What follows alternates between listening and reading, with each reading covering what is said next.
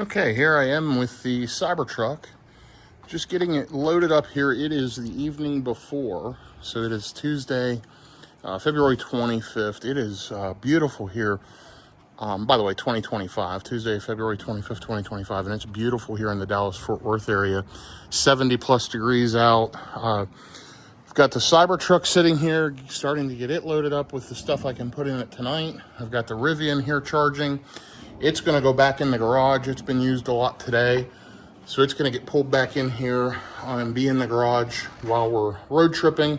But I'm going to be taking this Cybertruck on a multi-thousand-mile road trip from the Dallas-Fort Worth area to Palm Springs, California, then to Palm Desert, Palm Springs, Scottsdale, and all the way up through. And this will be a long road trip, a big adventure, and follow along if you enjoy this content. This is just kind of real world road tripping. You're going to get a feel for the efficiency, how this thing does with charging. We're going to charge mostly at Tesla, maybe some at EVgo, and possibly Electrify America and others. This is the range spec, dual motor. You've got the Pirelli Elect tires. They're Scorpions. This is kind of the road tire for the Cybertruck. You'll notice they say Cybertruck right on them. And it should get pretty good efficiency. So we're going to see how it does. And we are absolutely going to be enjoying this road trip in this new to me Tesla Cybertruck. Now, I got this truck in December. Haven't been able to drive it much. I've been flying and traveling all over the country and had to deal with getting rid of the Cadillac Lyric due to software and charging problems. So it's gone, and this is my new road tripper. So let's take a look inside. You'll see it's the tactical gray interior, which I love. Tons of room, great ingress and egress, because I'm a very big guy, 6'6", 325 pounds. And you'll see here, 1,243 miles, 456 watt hours per mile. We're gonna go ahead and reset this right here, and we're gonna call this is the local one. We're gonna hit reset. I'm gonna call this Palm Springs. Save. So it'll keep track of my efficiency the whole way. So follow along for some content. This is gonna be a long one. Tons of charging over multiple days, and let's see how this Cybertruck does. I'm going to charge it up tonight with the level 2 charger here in my garage to 100%. It's currently at 76%, and we're going to get it juiced up, and I'll be back with you here in the morning as we're getting packed up and taking off. Hey, I'm sorry. One thing I did forget to tell you, software just got an update today.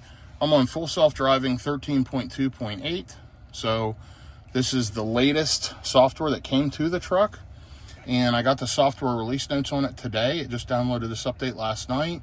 And you'll see there kind of some of the details. And it's got a lot of the newer features like set arrival energy. Really cool. I'm really looking forward to it. It's been a while since I've done a road trip like this in a Tesla. And it's going to be great. So again, I'll be back with you in the morning. Thank you. Okay, here we are the next morning at 6:45 a.m. Should be out of here by about 7:15. And we're going to the Home 2 Suites in Amarillo, Texas today. And you'll see if I leave right now with 100% state of charge, it's saying I can get to Kuna with 22% and then charge there for 33 minutes and get to the Home 2 Suites with 10%. I'll probably adjust that because this is a total of about 6 hours of driving. You'll see it showing arriving at 12:34 p.m. I'll probably need to take a break. I may stop twice. I'll figure that out here as I get going. But for now, I'm just going to pull the Cybertruck out of the garage and have it parked in here pretty tight with both the Cybertruck and the Rivian. So I'm going to get this one out, and then I'm going to end up putting the Rivian back in the garage as we leave town here for just a little while. So let me do this with the Cybertruck. I'm going to angle it so we can kind of get stuff loaded into it. And I'm going to apply the parking brake by holding this down longer. It'll apply the main parking brake. So I'm I think we're good there. Let's put it in drive, and then let's hold down park. Okay, and there we go. There's the red park. So we're good to go. Let's go ahead and get loaded up. Like I said, starting out this trip, we've got Palm Springs set there with 0 miles on it so far, and starting out 1,243 miles on the vehicle, 456 watt-hours per mile. So I'll be back with you here shortly. Okay, so here we are, ready to depart at 7:20 a.m., 59 degrees out, a little bit chilly. I've had this thing in pet mode. I've got it all loaded up and ready to go, and we're going to be taking off. The first leg, it wants me to go 190 miles. That should be fine, getting us to Kuna. And let's take a look at the mapping, and let's check out that stop. And there you go. It's 8 stalls, 250 kilowatts. It's at a Sonic. Charged there quite a few times, so I think that'll be a pretty good stop. And let's see what time it shows. We're going to get there about 10:20 a.m. So we haven't eaten anything. Probably perfect time to stop and grab something. We'll see if we can make it that far. I'll keep an eye on efficiency. Just leaving out of the Flower Mound, Texas area right now, and getting on the road within 5 minutes. So I will update you. It's showing right now to get to the final destination for today, which is the Home 2 Suites by Hilton in Amarillo. I'll arrive there at 1:13 p.m. So figuring, honestly, because I'm traveling with my wife, we've actually got our dogs with us. It's probably going to be 2 to 2:30. Just that's my estimate. If we get there sooner, that's great. But I've got conference calls and a bunch of work to do along the way, so we'll kind of see how it goes. And heading out to, and by the way, you can see we got the trees trimmed here for spring already. And cleaning up the trees here. So heading out in just a few minutes. One thing I forgot to mention, starting out with 100% state of charge, 325 miles of estimated range. Now, that's what it said when I finished charging. Finished charging the car up roughly 2.5 hours ago, around 5 a.m. And then pulled it out of the garage, 45 minutes ago or so, and let it precondition and warm up the cabin. Driven 1 mile so far, 390 watt-hours per mile, just getting started. It's early yet. 58 degrees now, 7:31 a.m. departing, so we'll call it 7:30 is when we actually left, and on the road. So it's estimating the first stop for me to drive 189 miles, 2 hours and 56 minutes. We'll see if we make it that far. And that's in Kuna at the Sonic to charge. So we'll see what happens, and may make an adjustment along the way. More details to follow. So, been driving for 8 miles, 15 minutes, and I wanted you to see kind of the around town local range. I've been ranging between 35 miles an hour and 55, 60 mile an hour, depending on which road I've been on, and I'm at 364 watt-hours per mile. So now it's down to 359. I've been going slow here for a couple of minutes, but it's really amazing and super efficient around town, which, I really like. So we'll see how it does as we get out on the highway and get going. I feel like it's going to be generally pretty efficient, but certainly expecting 450 watt-hours per mile, maybe 500 as I'm running highway speeds. We'll see. It's still estimating that I'm going to get to Kuna, if I'm pronouncing that correctly, in 182 miles with 21%. So really loving the drive so far. This thing is so smooth, so quiet, so comfortable. Absolutely spectacular vehicle to drive. It may look dumb on the outside, and I think that's, design style is a personal choice. I think it looks ridiculous on the outside, but I absolutely love the interior and the comfort and the space. It is so roomy for a road trip. We've got almost the entire bed full, got plenty of room left over for if we end up buying anything and I need to haul it back. I've got stuff in the front, still have extra room up there. I've got a case and a half of water, some other stuff, and there's still room. And then there's still room on the back seat. There are a few bags behind our seats right now of stuff we need while we're driving, like water and snacks and whatever. But yeah, this thing is spectacular. So just about to get on the highway. I'll kick FSD on here in a minute. I just always like to start out driving and, you know, get familiar with the day and figure my route out. And then when I'm settled in and know what I'm doing, I'll just kick FSD in and let it take me there. So that's going to happen here shortly. I'll be turning on full self-driving and headed up to Amarillo, Texas today. So my plan for right now is to get to Palm Springs, driving today to Amarillo, driving tomorrow to Gallup, New Mexico, the next day to the Scottsdale, Arizona area, and then on, and only be a few hours then, to Palm Springs. I could cut a day and a half out of that, but I've got a lot of work to do, and I don't want to be on the road for more than 6-8 hours max per day. So usually 6-7 hours versus 10 hours of driving. If I did 10 hours of driving, I could literally make it overnight there, no problem. But we're not going to do that. I'm going to split it up and do what I need to do in the meantime and continue to take care of my business stuff I need to handle. And I will be back with you here when we get on the highway. About to get on 35E North here right in Denton, Texas area. And I'll be driving up through Denton. So be back with you shortly. One thing I forgot to mention, and there's something I always like to do before I take off on every road trip. Now, it's been very, very cold in the Dallas-Fort Worth area, so tire pressure is something you generally want to keep an eye on. I'm headed to warmer climate, but I want to make sure the tires are at least the cold PSI setting, which on the Cybertruck is 50 PSI. So let's get going full self-driving.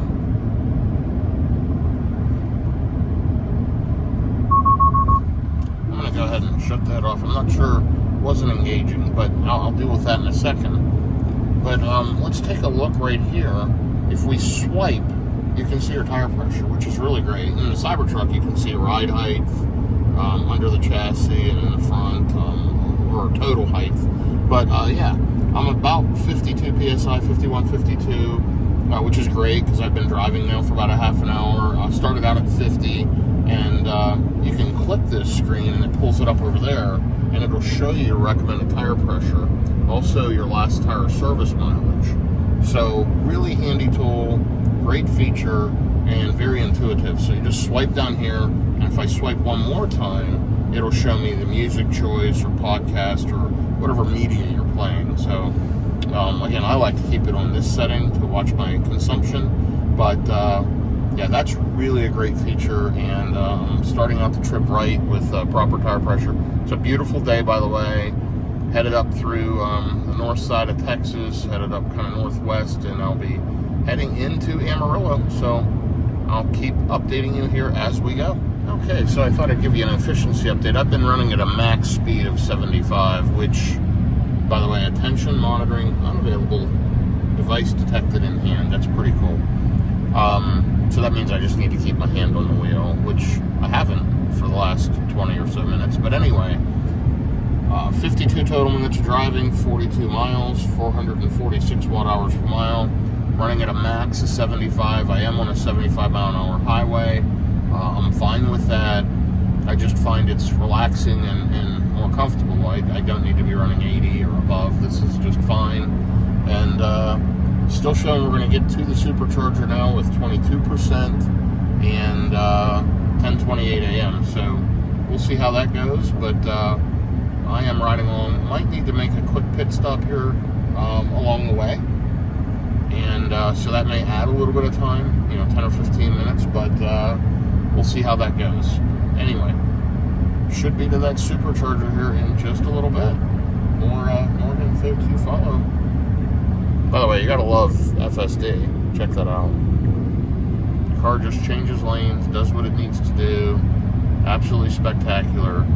And hands-free driving. Great job, Tesla. Loving it. All right, I'll be back with you in a little while. All right, so here's a trip update. Pretty rough roads up through here.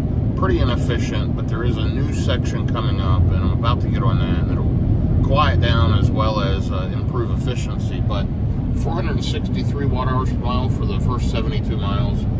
I am running at around 77. I've got cars passing me left and right. It doesn't want to get in the right lane. Let me nudge it over. anyway, we're going to drop back to 75, which is where we want to cruise along. And yeah, driven 73 miles. I mentioned an hour and 17 minutes now and 464 watt-hours per mile. This thing is just absolutely amazing. Completely love it. I'm planning to take a quick bio break here within the next 15 or so. So I'll probably do that shortly and then get back on the road. But I'm looking forward to getting to the charger, really testing how well the charging goes and plugging in around 20%. So I'll be back with you for another update here in just a few minutes. Okay, here's a trip update. 105 miles in, 1 hour and 42 minutes of driving so far, 475 watt-hours per mile. So right about what I expected, between 450 and 500. We're at 62 degrees Fahrenheit and it's 9:09 a.m. Showing I'm going to hit the supercharger in Kuna at 10:23. But I am going to make a stop. I got to do a quick bio break stop, quick pit stop. May add 10 or so minutes, so I'm guessing we'll hit that charger maybe around 10:35, 10:40. We'll see. Anyway, it's going well. Love the full self-driving, super smooth, super comfortable, quiet. Absolutely an excellent road tripper, and I'm looking forward to seeing how the charging goes. I do have a free supercharging through the end of March. I also have some EVgo charging that I could use as well, so I definitely plan to enjoy the free supercharging. And this is a 8-stall 250 kilowatt version 3 that I've charged at before here at Kuna. It's at a Sonic, and we'll get there and get plugged in here very shortly. Okay, so here we are with another trip update. I just had to disengage FSD. Wasn't going to hit the truck, but it was only about a foot away, so the wind is really throwing it off. I've never had that happen before with FSD, but it's so windy going up through here that you saw that right as I started to record the video clip. It normally will stay all the way to the left of a lane. You know, if you're passing a truck and you're in the left lane, it'll stay all the way to the left to give plenty of space. It just has not been doing good here with these super high winds, so it's whipping vehicles all over the road. That's known in this area. It's very flat plains. You can see there's windmills absolutely everywhere out in the distance, and they're taking advantage of all this wind, and you can hear it right there through the pillar. So it is super windy out, which is really also affecting the efficiency, because if we take a look, we're at 630 watt-hours per mile for the last 27 miles, which is awful. Overall now, since the last charger, the whole overall Palm Springs trip is at 496 watt-hours per mile. And I'm not running super fast speeds, it's just so windy. So keep in mind, weather, wind, snow, road conditions can all affect your efficiency in an EV. Now it shows I'm still going to get there in about 38 minutes with 19%. No big deal. I've got plenty of range. So that'll mean that I've driven roughly 200 miles on 80% of the tank, meaning I could get about 250 miles out of a total charge. Now, I could do better than that, I'm sure. If I went a little slower, it would certainly improve the range. But that is pretty darn good overall for a vehicle this big, this heavy, and especially with this terrible efficiency I'm getting so far. Now that will improve here once I get through Amarillo. It's just, this area has always been really bad for efficiency, and that's been a problem as I've driven up through here before, and I can just feel it constantly whipping the vehicle here. So anyway, that's an update, and I will give you another update, and I'm about 150 miles in until this first stop, so I will be back with you here momentarily. Okay, so here we go, 64 degrees out, it's 10:19 a.m. Super windy. I'm manually driving because it's literally blowing the car all over the road. And this is a heavy vehicle, so I watch these trucks also just get blown all over the place. And I've been driving 45 miles this last section, 39 minutes, 614 watt-hours per mile. Should be there in about 20 minutes, and arriving still with a 19% estimated range. It's right off this road up here on the left, pretty easy to get to. And yeah, should arrive at 10:41 a.m. That's due to my pit stop I made earlier. That's why we're getting here a little bit later than originally expected. But you know what? This has been a smooth, other than this high wind, this last little stretch, which honestly is no big deal. I'm just manually driving. It's done pretty good. You know, we've already driven 168 miles, used 85 kilowatt hours of energy, and 507 watt hours per mile. So this thing's doing good overall. The wind is definitely negatively affecting me right now. You can hear it just ripping across the car. I don't know if you can see it. It's kind of blowing the back of that trailer sideways. Not sideways, but angled. And it's just a little rough. So I will update you here as we're getting to the charger in about 20 minutes. So pretty interesting. We're going to arrive with around 18%, and it just popped up 10 minutes out, 10 miles out, preconditioning the battery for fast charging, which is good. 65 degrees outside, so the battery wasn't that cool. I'm thinking it's probably heating it up a little bit to get it to the best optimum temperature. And I'm anxious to see the charging curve here. How long will it hold 250 kilowatts, and can I get up to 250 kilowatts on this V3? So we will see, and looking forward to getting there in about 10 minutes and kind of stretching my legs, taking a break. Now, it wants me to charge there for almost 40 minutes. I'm going to look at my options once I get there, and I'm probably not going to stay that long, and I'm not going to go direct to the hotel. I'll probably make one more stop for a little bit of a top-up at another supercharger or an EVgo or somewhere prior to getting to the hotel. So if I follow the plan, it says we'll get to the hotel around 1:40 p.m. If you remember, I estimated between 2 and 2:30. We'll kind of see how that goes. But we're 59 miles into it. The wind has slowed down a little bit. Still terrible efficiency. It'll take a bit to make up for that. 614 watt hours per mile for this leg, 514 overall for the 181 miles. And we have burnt through 93 kilowatt hours of energy, more than a Model Y already in this Cybertruck dual motor. So far, again, I'll say it, I've said it quite a few times, it's an amazing drive.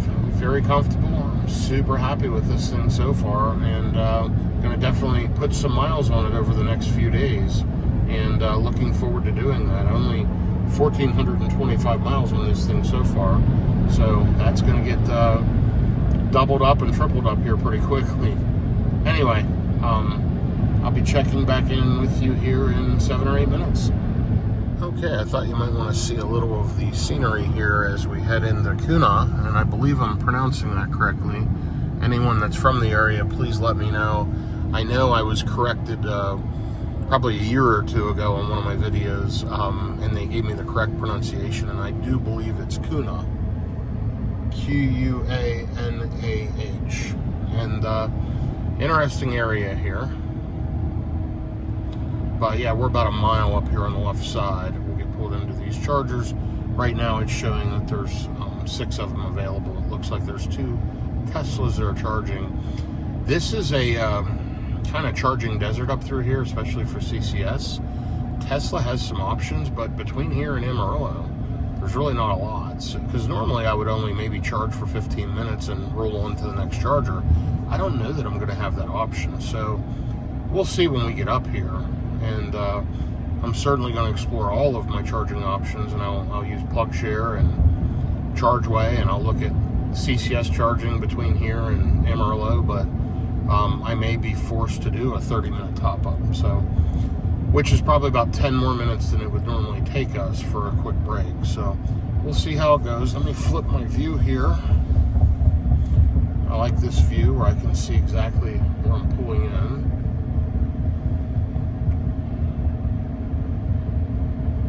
And as I mentioned, it's at a Sonic up here on the left side. And I see the sign for the Sonic. I can't remember exactly if I turn in before or after. But we will figure that out.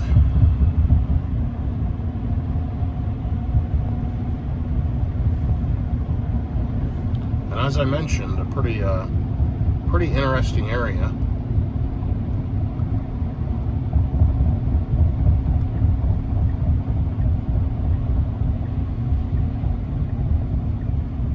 Got some hay bales here. I see one Tesla charging, and I can turn in before or after. We're gonna go ahead and turn in before.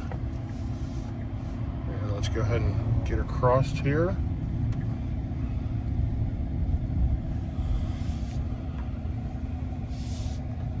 And we'll get plugged into the one near the trash can.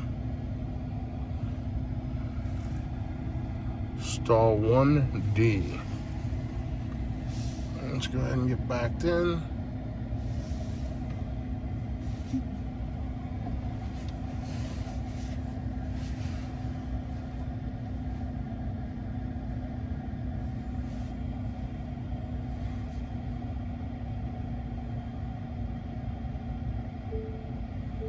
And we're going to get it really close. Should be pretty good right about there. And let's see if we can get plugged in.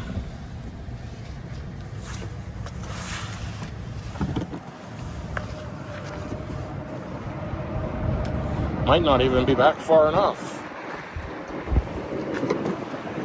Oh yeah, we're plenty good here.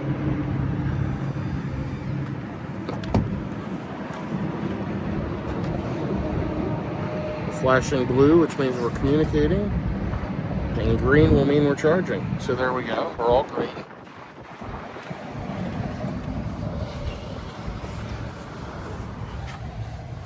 And let's take a look at our charging speeds. By the way, it tells you some tips down here about some games, leaderboard unlocked, race other drivers at this location. And the charging's ramping up here.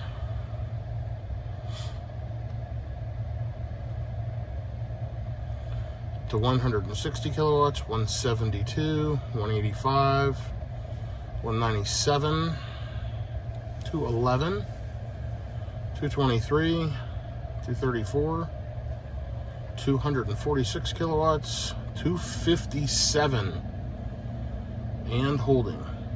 So that's really good speed. We're going to go ahead and leave it charge, and I'll keep an eye on it. We're, again, plugged in at 17%, charging right at 257 kilowatts, and I'll let you know here later when it started to ramp down. Be back with you shortly. Okay, here we are. Sorry about the extreme wind, but here is the Cybertruck. Here's the Sonic. This is that charger in Kuna. I need to get one of those mics that have the cover on to prevent the wind, but this is an 8-stall 250 kilowatt. It works great. It's right off the highway. Still pulling 257 kilowatts, pushing up to 30% state of charge already. And I'm going to charger hop. There is a charger about 30 minutes up the road.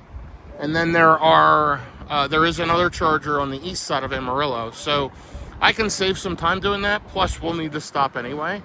So that's the plan. I'll be back with you here in a minute. All right, as promised, I wanted to give you a charger update. It dropped off of that 250 plus kilowatt and around 35%. Now we're on 40%. We're down to 184 kilowatts. So it's been ramping down. This next charger I'm going to stop at is a 150 kilowatt one in Childress. I'll get there with 27%. No sense in taking off yet because the maximum I'll charge there is probably 146 kilowatts. So let's see how that one looks. So zooming into that charger, we've got, all 8 stalls are available right now. So that's not going to be a big deal. It's just, it's going to charge slower. So I might as well take on the faster energy while I can. And while I'm doing that, I'm going to look and see if there is any CCS charging along the way. So my plan right now is to stop in about 30 minutes. There's no restrooms here you can really use conveniently. So this next stop in Childress is at a gas station. This stop up here in Amarillo is at a gas station. So Childress in 30 minutes. And then wants us to be there approximately 30, which will be less because I will charge here more. Anyway, and it looks like from Childress, if I left there at say 11:45 roughly, getting to Amarillo at 1:20. So call it an hour and 35 minutes or something between Childress and Amarillo. So yeah, I mean a couple hours to go left, not a big deal, but I am going to make a couple of stops. So let me jump off here, still pulling 167 kilowatts. about to take off, but I want to check for any CCS charging along the way, and I will report back shortly. All right, I figured out the plan. I'm going to get unplugged here once I explain it. We are going to head to Childress, then we're going to stop at a Pilot Flying J GM Energy station, which is right in Amarillo before the Tesla supercharger. Now, I have the supercharger plugged in, so it'll precondition. I can just get faster charging at the GM Energy, and it's on the way. So I'm going to stop by. This thing will charge up to 350 kilowatts on that charger. So if it's available and I get plugged in, I'll get some really quick juice, get this thing loaded up with some juice before we go on to the hotel, which is not that much further. So first stop here will be Childress. It's down to 132 kilowatts at 57%. Time to get unplugged and get on the road. This is a 150 kilowatt charger, should pull, around 145 or so. So I'll be charging faster when I get there. Top up a little bit for 10-15 minutes, and then head up to the GM Energy station. So back on the road here. It is just before 11 a.m., 10:58 a.m. I'm going to go ahead and get unplugged and get on the road. Okay, so here's an update. It's 11:09 a.m. Been on the road roughly 10 minutes, and you'll see down there actually it shows 10 minutes, 11 miles, 596 watt-hours per mile. Still super windy, kind of blowing the truck all over the place. You can see me correcting on the wheel here as it's pulling all over. Anyway, we've got 16 miles to the next stop. It's preconditioned battery for fast charging already, and we're going to arrive there with 44%. Pretty high state of charge. Should ramp up to around 150, and we're going to top up there for 10 or 15 minutes to be able to continue on to that GM Energy EVgo Pilot Flying J and or the Tesla supercharger on the east side of Amarillo. And that'll be the last charging stop then. So what could have been one charging stop's turning into three, and that's for convenience, because we need to stop, I need to do emails, we need to use the facilities, get a refreshment, whatever, and that wasn't available at the last stop. So no big deal. On a 6-hour road trip, you're probably going to stop twice anyway. I am just going to stop that one extra time up in Amarillo just to top up a little juice to get to the hotel. Hopefully the hotel has some wall chargers I can plug into. They used to. If those are working, great. If not, there is a 150 kilowatt version 2 supercharger right beside the hotel at another hotel. No big deal. I can get plugged into that. But my plan is do a little top up real quickly on the east side of Amarillo, stretch your legs, and then head to the hotel and hopefully be able to get plugged in there for overnight. So more details to follow, but I'm going to arrive to this next supercharger in Childress at 11:26 a.m. in about 15 minutes. So I will be back with you here as I'm getting to that charger. I did want to share one other piece of information. If you recall, we got the other charger and plugged in. It was 10:41 a.m. We left there at 10:58 a.m. So we were there 17 minutes. Remember, the car had wanted me to stop there for 40 minutes. We were there 17. And easily able to bounce to the next charger. I'm just optimizing, and this would be much quicker doing it this way. And what I would have done normally, I wouldn't stop here in Childress. I would just stop right in Amarillo, and I would have charged there for maybe another 10 minutes, so about 25 minutes, and then going straight to Amarillo and plugged in. But I'm going to stop in Childress and do a quick top up so I can make it to Amarillo. And I don't expect to be in Childress for maybe 10-15 minutes, no big deal. And I'm at a pretty high state of charge arriving, but you'll see the last paid charging session was 0. I do have free supercharging, as I mentioned, so not going to have to pay for that on this trip. So that helps. Anyway, I will keep you updated. Again, I'll be updating you as we get pulled into the charger here in about 10 miles. Okay, I'm in Childress, Texas, headed to the supercharger. And let's see, preconditioning still for fast charging, 1.3 miles out.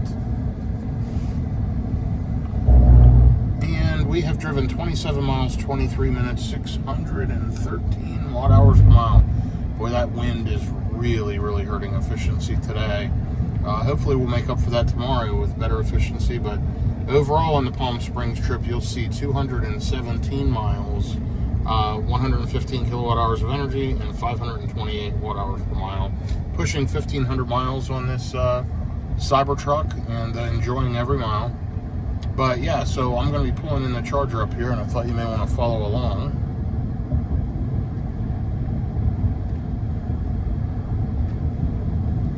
So you can see this is kind of an old town, and a lot of the businesses have been closed down. But really, really cool area. A lot of history here.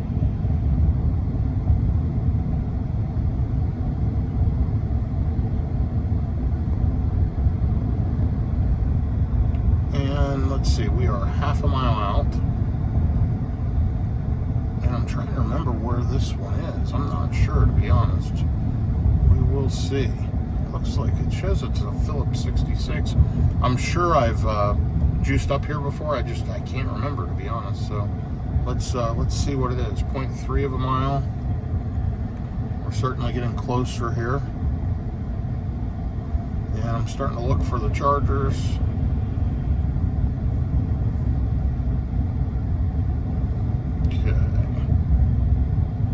Not this intersection or crossroads, not this one.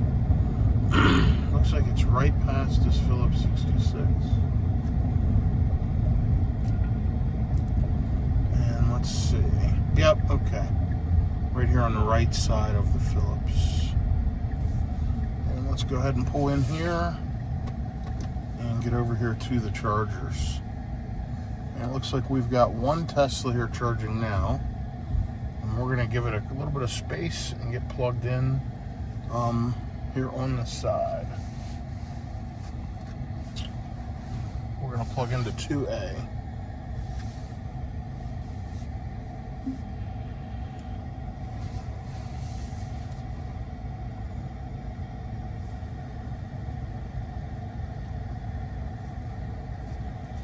And remember, with the Cybertruck, we've got to get back there really close. Because the charging port is further forward in the bumper or along the wheel well. Unlike a lot of the other Teslas, it's further back in the tail light. So let me go ahead and get plugged in here, and let's see what this thing ramps up to.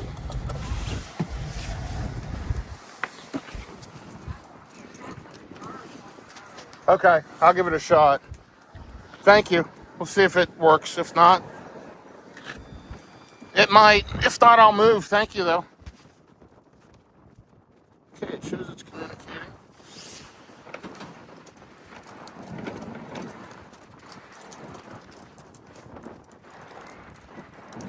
And this is a version 2. You can tell by the silver here around the handle, also the size of the cable.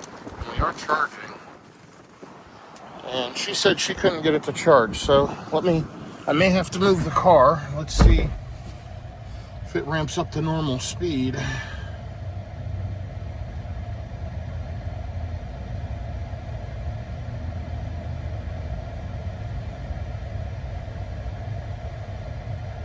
I seem to be charging just fine. Right up to 146 kilowatts, which is the kind of the max, 146, 147. Seems to be charging fine. We're gonna go ahead and leave it charge, and I will check back with you here shortly. It says we need 15 minutes, shouldn't need that long, but we'll be out of here very shortly. Interesting, it actually ramped up to 150 kilowatts, and right here at 50%, it just dropped to 149. Now it's floating between 149 and 148, but that's faster than I normally get on a V2.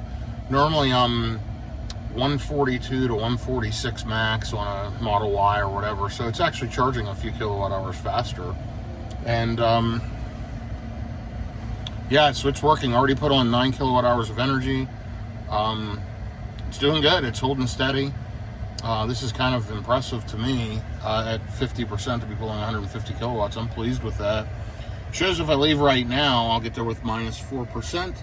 Only been sitting here a couple of minutes, so I'm going to let it charge up till this says, I don't know, 10 or 15%, maybe another 5 or so minutes. We'll see.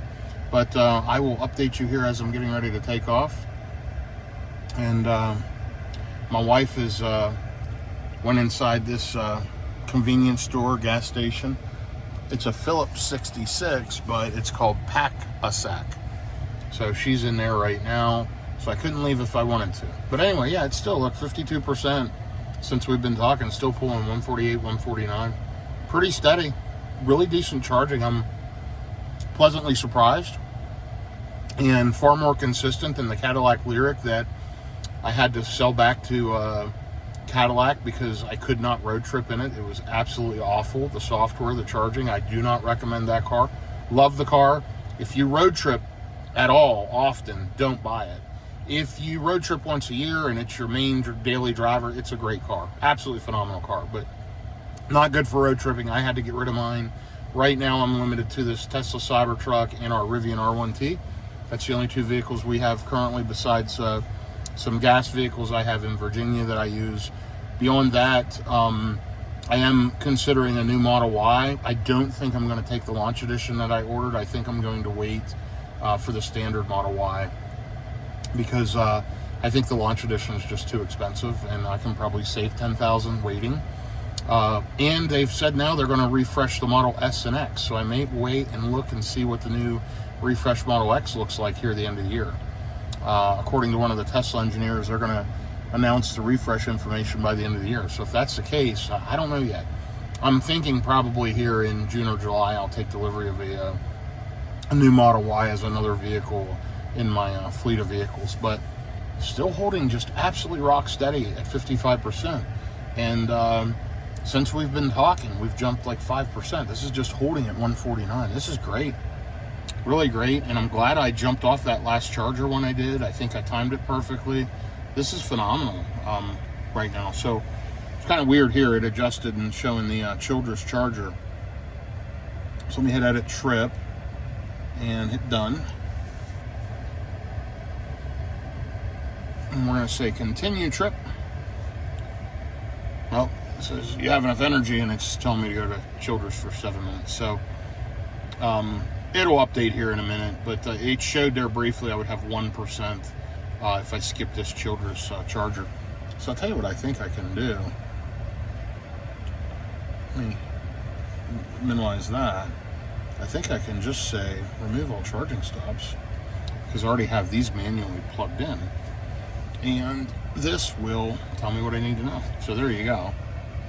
So from the GM Energy station at 113, it's only 4 minutes down the road to the Tesla supercharger in case that one doesn't work.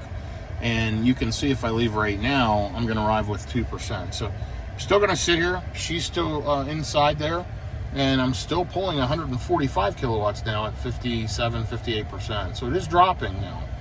But, you know, at a V2, I arrived with a higher state of charge, and it's held rock solid up into the high 50s, which, great by me. Absolutely pleased. Loving this thing for road tripping. It's super fast, super efficient. Well, not super efficient, super fast, super comfortable, and super pleased. Anyway, I'll be back with you all here shortly. So after we got done at that stop, we just pulled out. I charged it up to 69%. It says I'll get there with 14% remaining. That's to the EVgo. We're just going to do a splash and dash. I'd like to see if I can get up to 350 kilowatts on it. I've got my NACS to CCS adapter in the door. It's an A to Z adapter. It has the longer nozzle on it that can plug in, the longer adapter, because the normal CCS adapter from Tesla will not work with the Cybertruck. Kind of crazy. But either way, we're riding along. Terrible efficiency starting out after coming off the supercharger. You know, still 850 watt-hours per mile for the last mile. You'll see that steadily drop here as I drive. See, it just dropped down to 809. It'll keep dropping. Anyway, we're going through some construction. Then we'll get out here on the highway, and we're basically 105 miles. We jump on I-40, and once we get on 40, we're about a mile to the GM Energy station. And then from there to the Tesla charger, which I'll cut that out, is only 4 minutes or so. And then you'll notice from the Tesla charger, it wants me to charge for 15 minutes there. And then it's maybe 10 minutes to the hotel. So not that much further, less than 2 hours to the hotel, but I need to make one charging stop. I'm going to skip the Tesla charger. I'm going to charge it to GM Energy. And here we go. So I'm going to sit back, relax, and enjoy the drive. We're down to 690 watt-hours per mile, and I will keep you updated here as we go. By the way, absolutely gorgeous day out. Super, super windy, as you can see by those flags, and as it's been blowing the vehicle all over the place and killing the efficiency. But blue skies and a beautiful drive overall, and looking forward to getting the hotel. As I estimated, between 2 and 2:30, we'll be right in that window until we get there. So, which is, I think, perfect. That allows me a few hours to get caught up on some work stuff, which I've been doing as I've been driving, but a lot more to do. And then we'll grab some dinner. We'll probably turn in early and take off early again tomorrow. Fingers crossed I can get plugged into a destination charger or a Tesla charger at the hotel. At least I'm hoping. So I will keep you updated. Okay, here's another trip update. I am 73 miles out from the GM Energy station, charging station. Gonna arrive with around 16%, 66 degrees out. It's 12:13 p.m. So I think we said we left at 7:30. So, been driving for 4.5 hours. Only have a little over an hour left, maybe an hour and 20 minutes total, plus charging. So we've driven 35 miles, 31 minutes, and 612 watt-hours per mile. Again, tons and tons of wind. We'll see how tomorrow is as I drive from Amarillo to Gallup. I'm hoping I get better efficiency on that leg, but 539 watt-hours per mile, not great for sure, but not unexpected based on the highway speeds and this stretch in every vehicle I've had, including my Model Y, Model X, you name it, as I've driven up through here. Even in combustion cars, I always got terrible fuel economy. Now, coming back downhill, it seems like the wind pushes you. I've gotten really good efficiency coming back this way in the past. So we'll see how that goes when I return. But either way, this is going to be a long trip, a long adventure to follow along with. And I'm pleased overall. Again, this is a great road tripping vehicle. I'm at 1,498 miles, about to flip 1,500 total miles on the lifetime of the vehicle. And I'll be checking back with you here within the hour and letting you know as we get to that charger, and hopefully I can get juiced up at the GM Energy station. More info to follow. So here I am headed to Amarillo. Pretty interesting mapping here. Anyway, I only have 38 minutes left to the last charging station of the day, and I've driven 64 miles in 56 minutes, almost an hour, 584 watt-hours per mile. So the efficiency is improving. There is less wind. It's still windy, but certainly not as bad. And looks like we're going to hit the GM Energy charging station. It's a EVgo Pilot Flying J in about an hour and 15 minutes, which is perfect. I am over 1,500 miles now. We're at 1,527 miles on the lifetime of the car. Doing great. 64 degrees out. Still a beautiful day. Some clouds in the sky, but man, is it just gorgeous out. And we're just in the middle of the country here, and out in the country in Texas, headed to Amarillo. So we'll be staying on the outskirts of Amarillo, and I am looking forward to getting there. Shows now I'm going to get there with 18%, and the reason that's increasing is my efficiency is improving as I get closer. Less wind and ultimately better efficiency. So I am, anxious to get to this stop.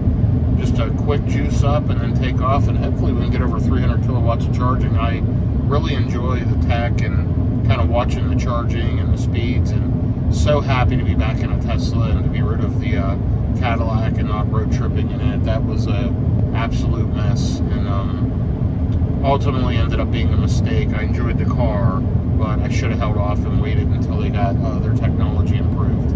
Either way, though, hey, you live and you learn, and moving on. So I will check back in with you here as I get to the charger, and we'll see if there's a station available and if I can get plugged in. Okay, so, wow, there you go, the big wiper. I found that in Teslas, after a few hundred miles and you get some bugs on the windshield, it messes up the camera view. So every once in a while, the wiper will think there's weather and kick on. And it just does like one swipe and then kicks back off. But anyhow, I'm getting on 40 west right here. Just connecting up with that, and then I'm going to be getting off in exit 76, 1.2 miles at the Texas 468 Spur, Airport Boulevard. And this is for the GM Energy Station. So, driven 105 miles, an hour and 30 minutes, and 585 watt-hours per mile. So, better efficiency, which is good. And, only a few minutes away. Going to arrive with about 16%, have 17% on the battery now.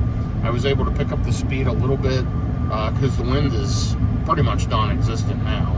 We've gotten past that area of complete horrible inefficiency, and we're going to just get up here to these chargers and get plugged in. So it's just right off this next exit, and maybe it's at a Bucky's, but I didn't think so. But I guess it's possible because Bucky's is off this exit. So let's go ahead and exit off here.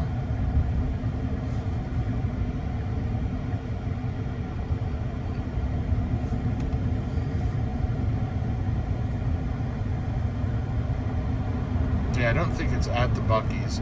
Yeah, the Bucky's is on the other side of the road, which, unusual. Bucky's normally has superchargers or Mercedes or something, and this one in Amarillo doesn't seem to have any charging, which, again, that's unusual to me because they now have charging infrastructure at most Bucky's that I go to. So I had said it before, and I should have just remembered, this is at a Flying J up here on the right. And it looks like there's a Denny's there as well. And we're just going to have to find the chargers here when we get off the exit. And, it's pretty cool. They're blue. So what you do is you look for blue poles, blue canopies, and just generally the blue stuff. And that's where the chargers are. And it looks like they might be just right out here. And yeah, they're under a canopy. Pretty nice location. And we just got to wait till this truck goes a little further and we can get pulled in. So unfortunately, it looks like we'll have to wait for the red light to be able to get in the entrance. But yeah, it's right here, so not a bad location. There's a Flying J, there's a Denny's right here, and then right across the street is a Bucky's. But again, no charging at Bucky's, which is really unusual because all the Bucky's, for the most part, most of the Bucky's in Texas, Tennessee, all over the country have Mercedes, Tesla, and various others I've seen. Well, ChargePoint, I guess, is a lot of the Mercedes units, the initial ones. So, yeah, but we're right here. There's the GM Energy Station. We're going to get in here in just a second. This truck's starting to move now.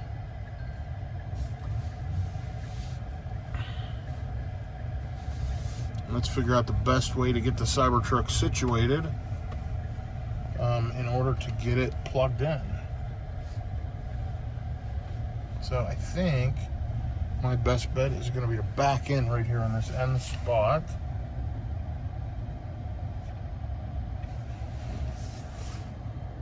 Actually, no.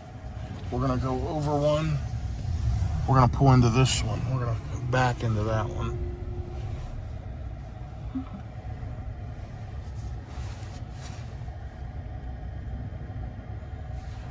And we need this spot right here. This will be absolutely perfect, and it'll give me plenty of room. I've got to get something out of the back. And all right, let me grab my CCS adapter and get plugged in, and I'll be right back with you. There you go. Put it in park because I opened the door, and let's see if I can get it charging. Okay, and I've got it plugged in with the CCS adapter. You'll notice that sticks out pretty far. It's now connecting to vehicle. It's communicating. You'll notice that on the screen as well. Starting to hear things starting to click. It's super windy here. Sorry about all the wind. Let's go ahead and get in the vehicle and make sure we start charging. There you go. It's just starting to charge.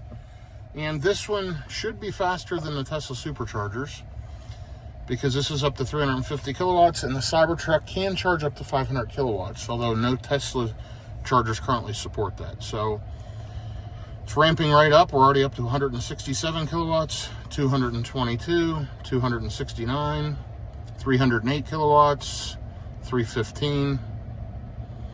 And there you go, leveling out around 315 kilowatts. Looks like it's actually dropping, floating around 300.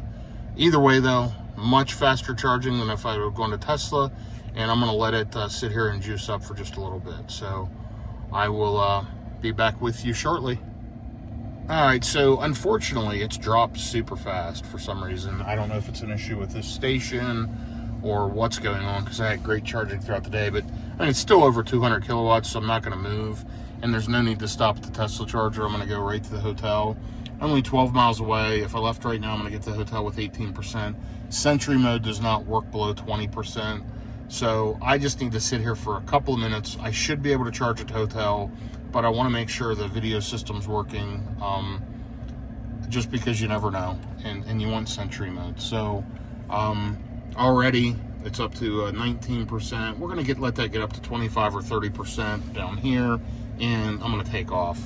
So super quick charging. Unfortunately, it didn't hold the 300 plus kilowatts as expected, and as it's done before. And my guess is that's probably charger related. I always can count on the Tesla superchargers, but the other chargers not so much. So we'll see. But we're at 24%, still pulling 209 kilowatts. I'll arrive now with 20%. It's popping right up there. This thing charges pretty good, and I'm pleased with it. So here's my trip update. 325 miles today, 177 kilowatt hours of energy put in, and 544 watt hours per mile. Last leg was more efficient at 578 watt hours per mile. Overall lifetime on the truck, you can see the stats down there. And it is getting colder here. It's 59 degrees here in Amarillo. 1:21 p.m. I was thinking we would hit the hotel between 2 and 2:30, but we're actually a little ahead of schedule. So should hit there, I'm guessing, by 1:45, because I am going to sit here for just a few minutes. Now, to charge this thing up to 100%, it is going to take 1 hour and 10 minutes according to this. So obviously we're not going to do that, but just interesting to see that stat as well. So now if I leave, we get to the hotel with 23%. So we've only been here maybe 3 minutes. I think we'll be here a total of 5 and gonna roll on. So, and get to the hotel. I will be back with you momentarily. Okay, so I'm back on the road. I had cleaned the windshield a little bit and took off. That's one thing nice about the EVgo chargers. They've got all the amenities there, trash cans and, you know, cleaning supplies for the windshield and squeegee, whatever. And it had the liquid in there. I mean, it's great. So now I'm only, you know, about 5 minutes from the hotel. I'm gonna arrive with around 30%. So all I did after the last little video clip, I cleaned the window, stopped charging, unplugged, and took off. So that was maybe a 5-minute stop, and it jumped me from 17% to, I don't know, 35 or so percent, maybe 36, and you know, I'm gonna arrive at the hotel with around 30.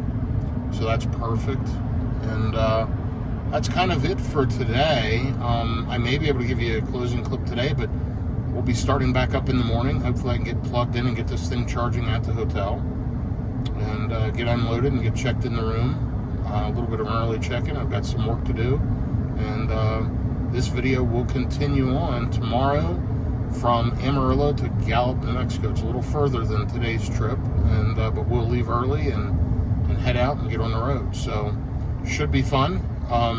Haven't even looked at charging. When I'm in a Tesla, I don't even worry about it. I'll just plot it out in the morning depending on my state of charge, and not a big deal.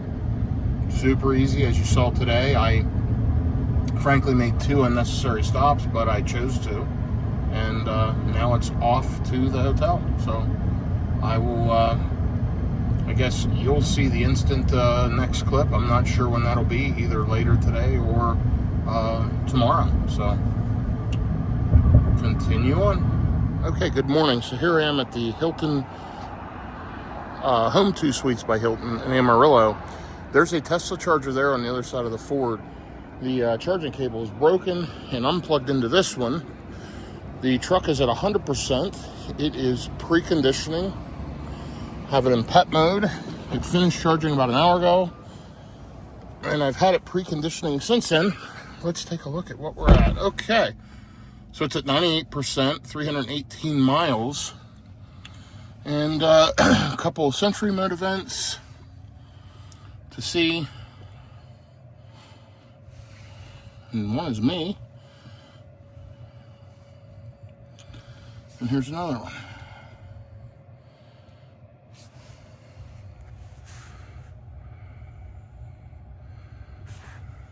Me again. Oh, here's one from last night, somebody walking their dog. Anyway, we're starting out this morning, 338 miles. On this trip so far, 538 watt-hours per mile. We're going to get going here, and I will update you as we head on. And more details to follow. We're headed to the Hilton Garden Gallup, New Mexico. And that is it right there. So we're going to let it go ahead and calculate. And we'll see how it goes. It wants me to stop first at Santa Rosa. It is currently 6:17 a.m. and it wants me to stop at 8:40 a.m. So about 2 hours and 15 minutes. So we'll see, and I will update you here shortly. By the way, it's freezing out, 36 degrees, super cold here in Amarillo. Okay, and here we are, and you can see how bright the LED lights are on the Cybertruck, even with just low beams. Look at that, just great nighttime LEDs. And we are riding along. I'm at 96% state of charge, which is 311 miles. Keep in mind, topped up, it's around 325 miles of estimated range. It is freezing cold. It's 33 degrees out. There's a kind of winter storm hitting one last time here in the Amarillo area between later today and tomorrow. And it's coming a little bit from the west. So we're trying to get through that. And we're going to get over here to Santa Rosa and top up. 2 hours and 16 minutes, 157 miles. And it's all straight on I-40. So here in just a few minutes, I'm going to turn on FSD. And we're going to let the car do its thing. But I'm 5 miles into the trip so far, 623 watt-hours per mile. And yeah, just happy to get going. It's early. It's 6:30 a.m. as I might have mentioned. And I will keep you updated here as we ride along. But this is day 2 on the way to Palm Springs, California from the Dallas-Fort Worth area in a Tesla Cybertruck. And as you saw yesterday, I made unnecessary charging stops. I would have needed to make one, plus then at the hotel to top up to 100%. I ended up stopping a couple extra times because we needed to. Today it's recommending a total of 2 charging stops, and that'll be it across this stretch. And hopefully we can make that work. Assuming we do, it shows, and actually, I'm sorry, it's actually now added a 3rd it's recommending in Milan. And it's showing very short charging times. 19 minutes at the first one, 13 minutes at the second one, and 8 minutes at the final one. So instead of stopping and charging 45 minutes at one in the middle, it's breaking it up into 3 quick stops, which is what I like, and that's pretty smart. And then I'll arrive at the Hilton Garden Inn in Gallup with 10% around 1:21 p.m. is its estimate. I'm going to say we should get in today around 2 p.m., about the same as yesterday. We'll see how it goes, but hopefully we've got an uneventful ride, and we're going to ride along. I'm going to check this supercharger here in Santa Rosa. It is a 150 kilowatt charger, but I don't think I can stretch on to the next one, so I think I'll stop there and do a little bit of a juice up.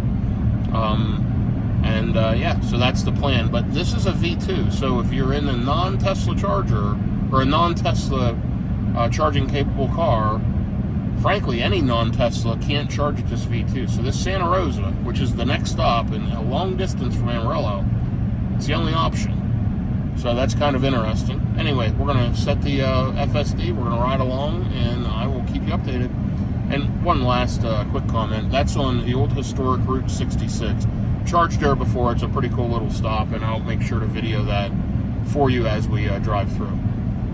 Okay, be back with you momentarily. Okay, so we're about 30 miles into the trip, 568 watt-hours per mile. You'll see we're running at highway speeds, a lot of truck traffic, very little car traffic, and yes, FSD has me riding in the left lane because it's been popping back and forth from the left lane to the right lane, to get around vehicles. So it sees the truck up there, you can see it on the screen, and it knows we're going to pass. So it's just staying here rather than swapping back and forth. But if a car comes up behind you, it does move out of the passing lane. So that's pretty good.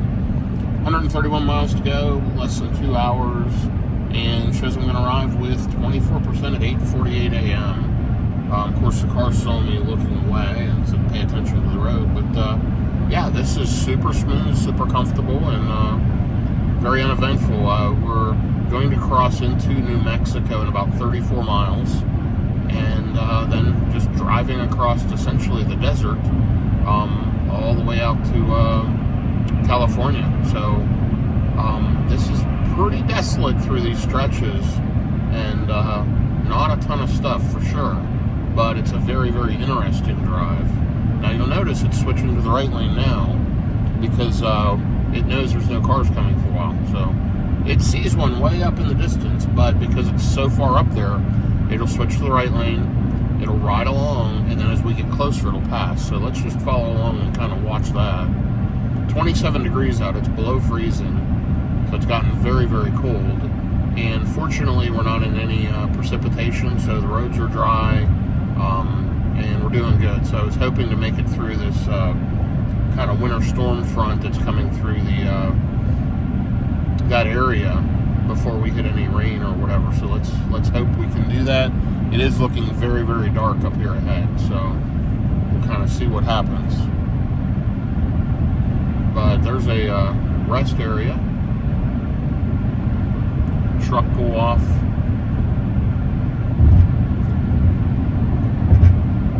And you'll see it's still sticking in the right lane. It knows.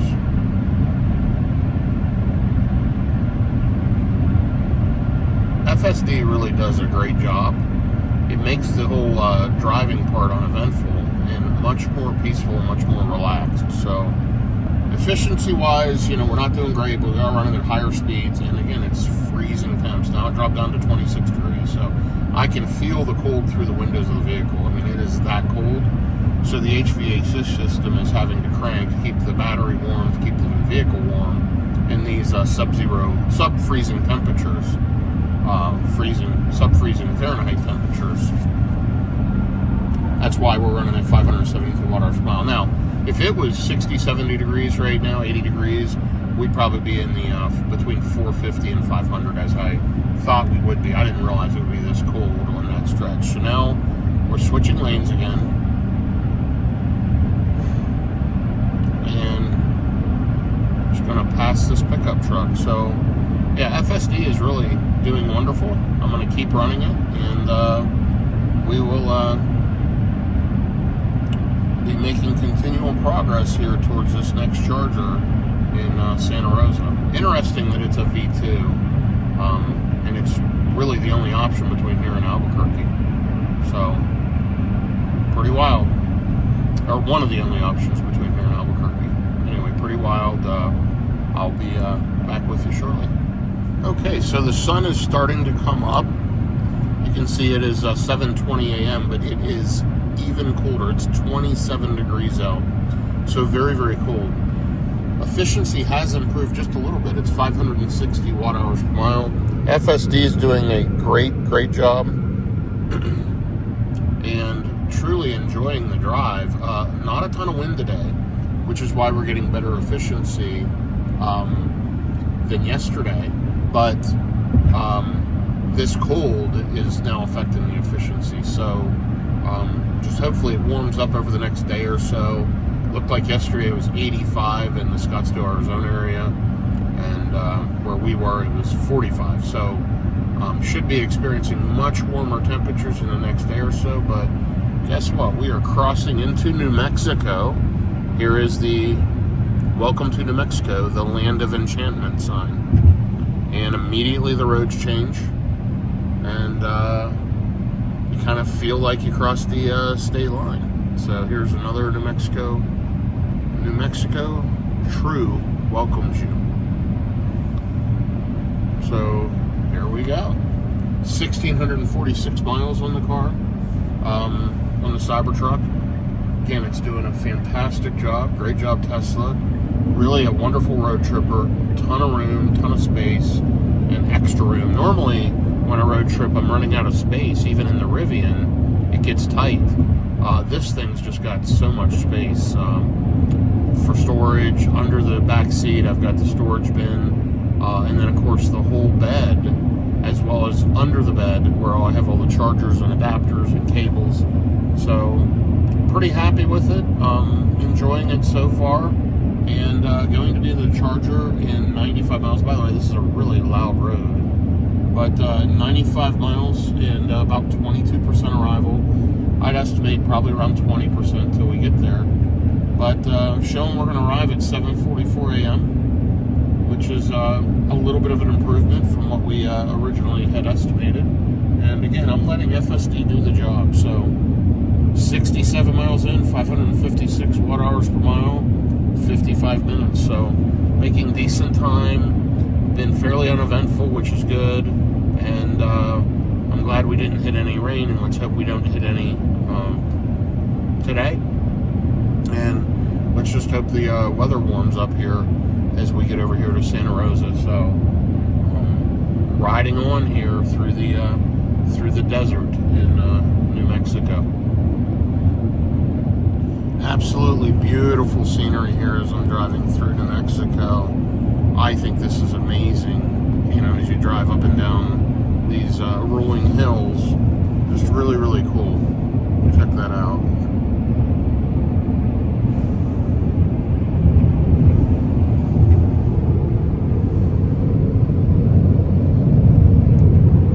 Pretty neat.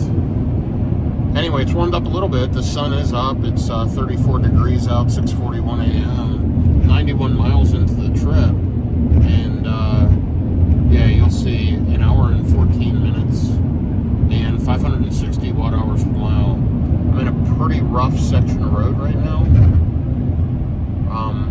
Back where I just was, most of the roads have been repaired. These have not. 69 miles to my exit for Santa Rosa, and looks like we're going to get there about 7:42 a.m. with about 22% on the battery. So making great progress. Down here you can see the overall stats: 1,673 miles on this Cybertruck, 478 watt hours per mile. Most all of the miles on this vehicle have been highway, very few local miles. So that kind of gives you an idea, but turning out to be potentially a beautiful day. I'm glad we got going when we did. It's still early, but if I recall, I think we may have switched time zones. Let me take a look. Yeah. So we're now on MST. We were on CST. So it's 7:42 a.m. Central, 6:42 a.m. where we're at. So pretty interesting. The Tesla automatically switched time zones, so that's good. And so now we're going to get to the charger, you know, an hour earlier, so to speak, at 7:42 instead of 8:42. So anyway, I will be back with you shortly, but so far uneventful, and the FSD is doing well, and I am enjoying the drive here in the Cybertruck. Okay, so here's a quick trip update. It is warming up, 37 degrees, 7:12 a.m. I've got 33% left on the battery, and I am 28 miles from the exit here at Santa Rosa for the supercharger. Now, there is an Electrify America off the same exit. This supercharger is 150 kilowatt version 2. The Electrify America has two 150s and two 350s. Right now, one of the 350s shows available and working. So it's off the exit first. It's at a Love's. I've been there before, and I've charged, I believe, a Model Y and maybe a Model X there at the Electrify America. And the reason I did is with my CCS adapter, I was able to charge faster than at the Tesla supercharger. And with the Cybertruck being able to charge up to 500 kilowatts on the right charger, I should be able to get at least double the speed and save quite a bit of time by stopping at the Electrify America. So I'm going to stop and check it and see if it works. They don't always work. It may be a waste of time and it may add minutes. But if I'm able to get plugged in and if it works, theoretically I can save maybe 10 minutes at the stop by using the EA station and using my CCS adapter. So that's the plan right now. I'm going to stop there, get the car plugged in and see if I can juice up. Now, I'll use the tap to pay on my iPhone. I have the Electrify America Pass Plus membership, and I have the card loaded in my Apple Wallet. So I simply plug in, touch the phone, pull up the Apple Wallet, touch the phone to the charger, and I'm good to go. So that's the plan. I will be here to this EA charger in maybe 25 minutes, and I'll keep you informed. It may or may not work. In the meantime, driving through a beautiful area. I've driven 135 miles so far this morning, an hour and 47 minutes, making phenomenal time, 576 watt hours per mile. It has been freezing cold, and we are running faster highway speeds, so you can expect worse efficiency, but that's okay. I got a huge battery, plenty of range, and not a problem. So just looking forward. Hopefully I can get to EA and get plugged in and get faster charging. If not, the supercharger will work just fine, and we'll go down there and get plugged in. And it's at a hotel, if I recall. And again, I've charged at both of these before, so I'm just going to enjoy the country. Just interesting landscape changes. Even the trees are different here if you look. Everything is slightly different when you get out here to New Mexico. So, beautiful part of the country, and loving the Cybertruck so far.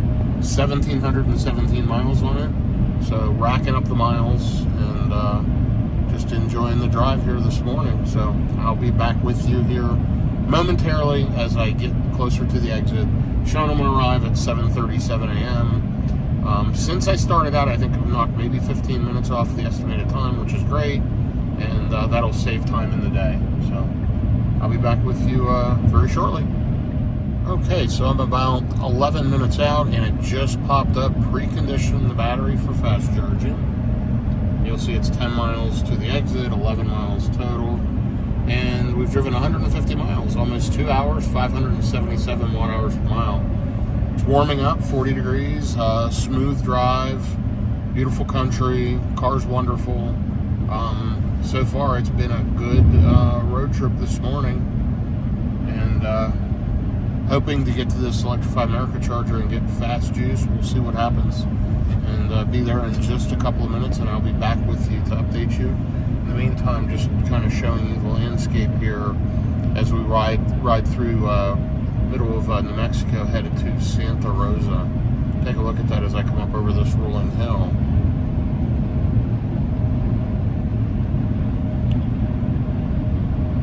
Okay, be back with you here as we get to the exit. Okay, we just got plugged in here at Electrify America. That stall shows in use, that 350, but it's empty. So the app's not updated as normal. Charger 1, 150 kilowatt. Charger 2 is a 350, Charger 3 is a 350, and Charger 4 is a 150. All of them open. That one does have CHAdeMO, and we are trying to activate. So let's just take a look here and see if we're going to get charged. And I don't think it's going to work because it keeps airing out. So give me just another second and I'll check it out and let you know. Okay, it's starting to charge now. I had to unplug and replug, typical Electrify America experience, but it is charging, and it was worth it because we're up to 265 kilowatts. We got a max of 150 at the Tesla charger, so we're charging at almost double the speed. Of course, I'm not getting 350, and I should at this Electrify America, but at least it's working. At least I'm getting double the speed.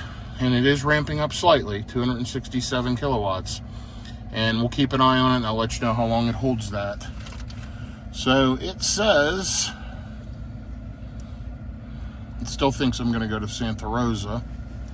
And I'm gonna edit my trip. I'm gonna remove the Electrify America, hit that.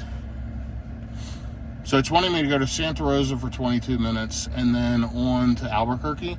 So we're going to end up sitting here about 10 minutes. And by the way, it is ramping up. I'm up to 270 kilowatts. So definitely saving a good bit of time coming here, even though it took like a minute to activate. So I had to plugged in a Tesla and it would have started charging within seconds. So I wasted a little bit of time, but this is closer to the exit. So overall, it is a time saver, and let's see how it goes. But we are charging, thank goodness. Oh, you'll see it is dropping some, down to 258 kilowatts, but it's working. I'll be back with you shortly. Okay, so here's an update. Honestly, I'm not sure exactly what time I arrived. It's 7:51 a.m. now. You'll know, and I can look in a minute, but I'm still pulling 147 kilowatts at 51%. So I'm still charging as fast or faster than I would have at the V2. Excuse me, but yet I've topped all the way up at speeds faster than it could offer. So it definitely saved a good bit of time here. And I could leave now and get to the supercharger in Albuquerque with 2%. Now, I am going to stay here and charge longer. It wants me to go to the good one in Albuquerque, Louisiana Boulevard North, which is a 16 stall 250 kilowatt. I've charged there before. And yeah, we've got 114 miles to go. So I'm at 52%. I could leave and make it, but this is highway speeds running across the desert. And I'm going to go ahead and let this top up. Plus, my wife's in using the facilities here at the WUB. So we'll let her take her time. Let's take a look at our efficiency on the last leg. We drove 161 miles. Used 92 kilowatt hours of energy, 570 watt hours per mile. We are crunching the energy, which I'm running highway speeds and I'm running super cold. And I know I gave the Cadillac Lyric a hard time, but it's a fairly sleek SUV, and this is the big Cybertruck. So the Lyric should have done much better, in my opinion, than this. But this thing, if I run at 70, gets amazing efficiency. And as the weather warms up today, the efficiency will improve. But anyway, we were riding along there. The message disappeared. Now it says we'll get there with 5%, but it still says charging needed to reach destination. So still charging here at the EA at 54%, 140 kilowatts. I'm going to let it top up. We'll probably be here roughly 10 minutes till she finishes up and take off. I'm guessing we'll be in the mid-60s to 70% and have plenty of range upon arrival. So more details to follow, and I will look at what time I arrived here. It's now 7:54 a.m., so, I think I've been here a little bit, but pretty quick so far, pretty impressive. So, hey, just a quick update. Till I pulled in and plugged in and it started charging, EA texted me at 7:39 a.m., so I've been here 15 minutes exactly, and I've gone from right around 19-20% up to 56%. Which is plenty to go and jump to the next charger about anywhere in the country. So, if that gives you an idea, a 15 to 20 minute charge is really all you should need in even a Cybertruck, and then go on to the next charger. Your typical gas stop is a 7 to 10 minute stop using facilities, gassing, and if you gas, then you're supposed to move your car after you finish fueling. So it does add some time. But we're slower than the truck is. We're not ready to go yet, and frankly, the truck could go. We can get there with 8%, but I'm still waiting on her. We're up to 58% now, still pulling 129 kilowatts. It was a good decision to come to the EA. The next stop, I'm not even going to look if there's an EA or an EVgo, because we've got a 250 version 3, and that thing will crank the juice. So we're good to go in that stop. I am going to look at my route, figure out what I'm doing here, and I'll be back with you here as we're getting unplugged and getting on the road. Here's something new I've never seen. I was looking through the chargers, and the Milan, New Mexico chargers, 259 kilowatts max. All the other ones show 250 or 325. No idea what's going on with that. There's the Albuquerque, 250. So yeah, let me show you that again. Milan, New Mexico, 259 kilowatts. Pretty interesting. We'll see what happens, because I plan to charge there, but yeah, that's a little different. So anyway, be back with you momentarily. All right, and we are off again, charged up to about 20% state of charge remaining. Been back on the road for a minute or two anyway. It's 8:08 a.m., 45 degrees now, so it is warming up.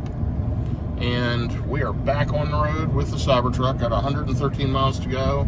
Just over an hour and a half to the next stop, and that's a 250 kilowatt charger in Albuquerque.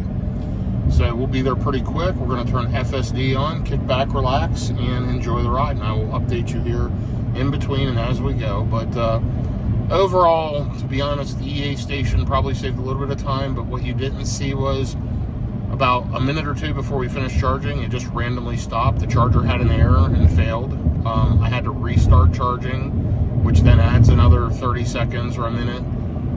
Plus the activation took several times, and truthfully, it would have been easier just to go to Tesla. So even though they're 150s, next time I'll avoid the EA. They're just frustrating. They don't work. EVgo's been pretty decent lately, the ones I've used. Maybe I'll try one of those on this trip, but on the rest of this trip, I did use one yesterday. But I'm done with Electrify America for this trip. I just don't want to mess with it. It's not worth the aggravation. Total, I had to reactivate that charger a total of 4 times, which is ridiculous. So we're going to move on past that and ride on here today, and I will update you as we go. But should get to the hotel by 1 o'clock today. And starting out this morning, making pretty good progress. More details to follow. So for those of you that follow along from the East Coast, I want you to look at the highway straight ahead of me, and you'll see, as far as you can see, it is just straight. A little bit of rolling hills, but you can see 20, 30 miles or so in the distance, and it is just straight. So pretty interesting, interesting landscape here. And yeah, I'll keep you updated as we go, but just thought that was interesting. Let me give you a quick stats update. We're cranking through the juice, 630 watt hours per mile. It is cold, it's 44 degrees, but we're running at highway speeds with traffic and got cars passing me. But yeah, that's killing the consumption, but we're fine. We'll get there with about 21% in a little over an hour, 95 miles, no big deal. And here's an exit for Las Vegas, New Mexico. So anyway, there's Las Vegas, New Mexico for you. I will be back with you all here in a little bit with an update, especially as we get closer to the supercharger in Albuquerque, New Mexico. So even though we're running along at highway speeds, we have gained a good bit of efficiency, 528 watt hours per mile on the last 81 miles. Been driving an hour and 3 minutes. Got 31 miles to go. Should hit the supercharger in Albuquerque at 9:38 a.m. with 22%. So it has warmed up a little bit. Obviously, that's improving efficiency. And been not a lot of wind out here. So that's been good. Very, very slow wind. And yeah, I'm pleased overall. And again, still enjoying the truck. 1,824 miles on this monster, on this tank. And I will update you here in about 30 miles when we're getting off the exit for the Albuquerque, Louisiana Boulevard supercharger. And this is a big one, and should only need to charge there about 15 minutes and then jump on to the next charger in Milan, New Mexico, about an hour away. So I'll be back with you here very shortly, but look at the beautiful blue skies, and you can see we're going to be heading into some mountains up here near Albuquerque, and it is really, really cool out here, in my opinion. I love this this area of the country, and it's even going to get more scenic and really cool scenery as we head into Arizona and then ultimately California over the next couple of days. But this has been an epic road trip in this Cybertruck, and it's proved to me this thing is an amazing road tripper. It is not efficient, but I don't care. It's got plenty of range. The charging network's amazing. Electrify America sucks, as we all know. But this thing's wonderful. Looking forward to testing out some new version 3.5 superchargers, which are the V4 dispensers with the V3 cabinets. They put out 325 kilowatts, so I'm anxious to see one of those crank along on this thing. But, you know, I'm also anxious to see when I get to this 250 at 22%. How well is it going to charge this thing? Yesterday I had a great experience on a V3.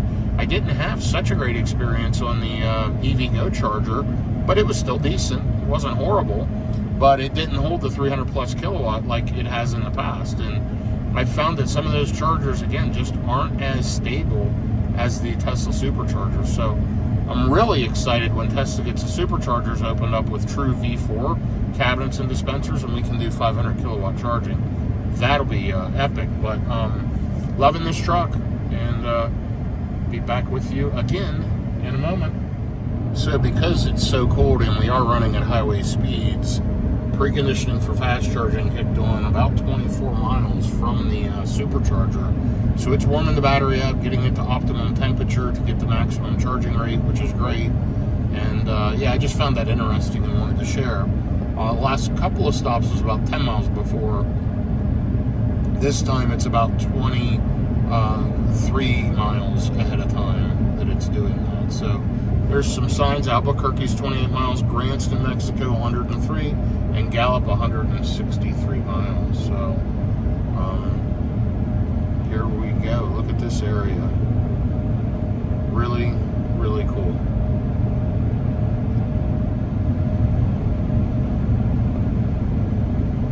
Very neat part of the country.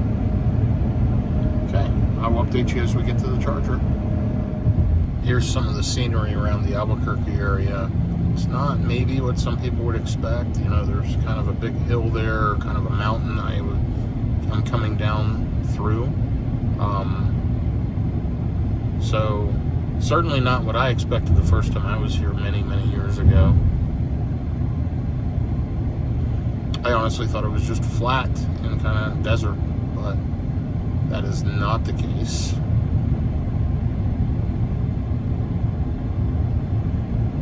FSD is doing a great job driving.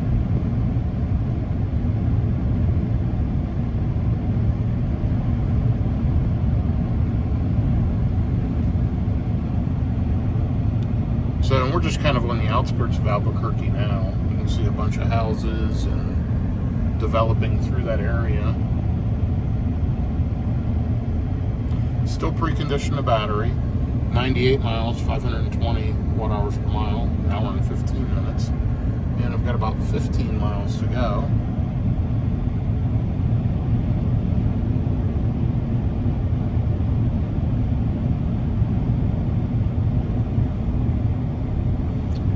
So if you like this video so far, do me a favor and like and subscribe. Shoot me a comment, give me feedback.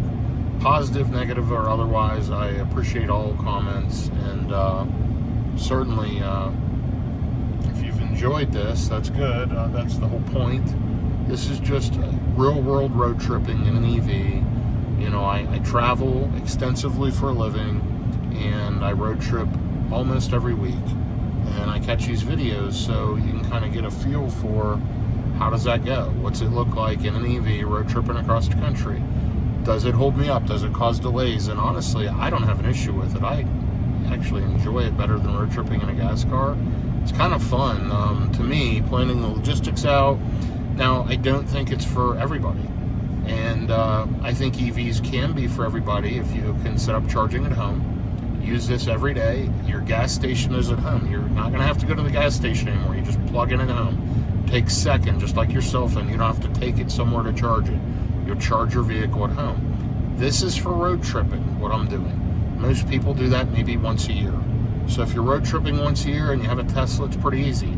On the other cars, not so much. It can be frustrating. So I share these videos so you can see what charging is like in a Tesla and a non-Tesla. Tesla does it all. It picks the stops, it navigates, it tells you how long to charge, what for. Not all the other ones do that. So if you're going to buy an EV and you're going to use it local, any of them can work great. If you're going to road trip, right now my recommendation is Tesla. That'll change in coming years as the infrastructure opens up and as people's software gets better. Rivian is a close second, in my opinion, and Lucid seems to be doing pretty well too with their software. But yeah, so what do you think of this Albuquerque area, by the way? Really different, again, to me than what I thought it was when I was first coming through here years ago, but pretty cool. It's like you're coming down elevation into Albuquerque.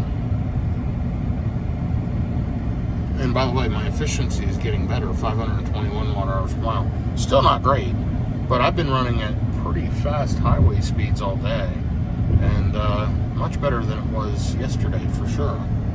Palm Springs trip overall, we've driven 600 miles into the trip, 326 kilowatt hours of energy, 544 watt hours per mile. So I will pick this back up when I get close to the charger. I just wanted to give you a little footage of what this area was like in driving through and just kind of seeing the scenery and seeing the landscape.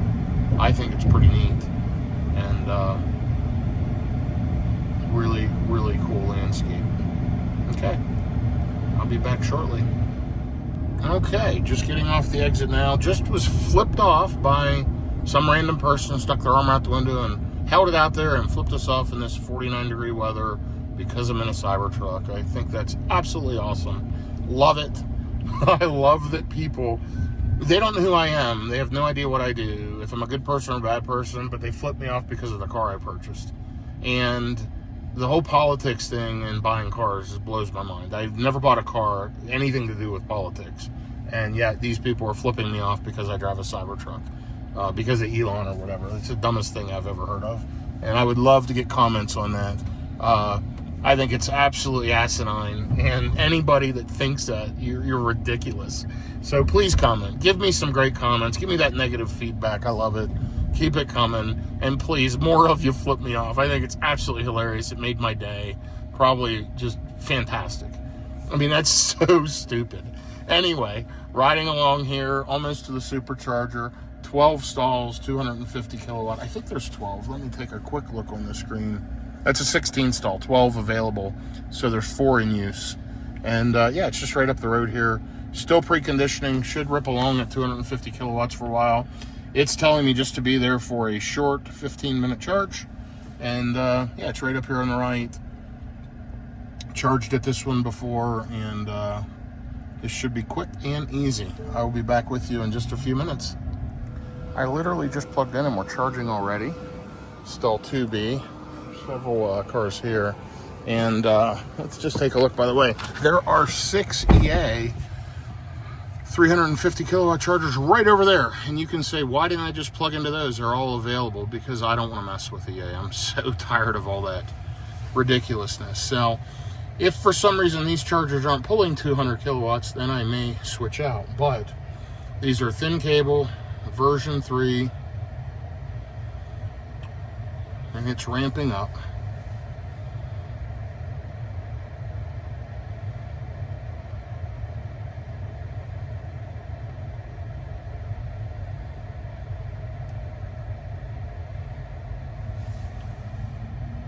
It's acting like a V2. It's only pulling 147 kilowatts. Let's see if it ramps up. I'm gonna leave it sit here for a minute.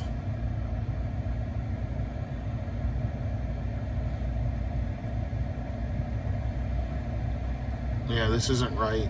I'm gonna move to another unit here in just a second if this doesn't improve. We're only at 149 kilowatts.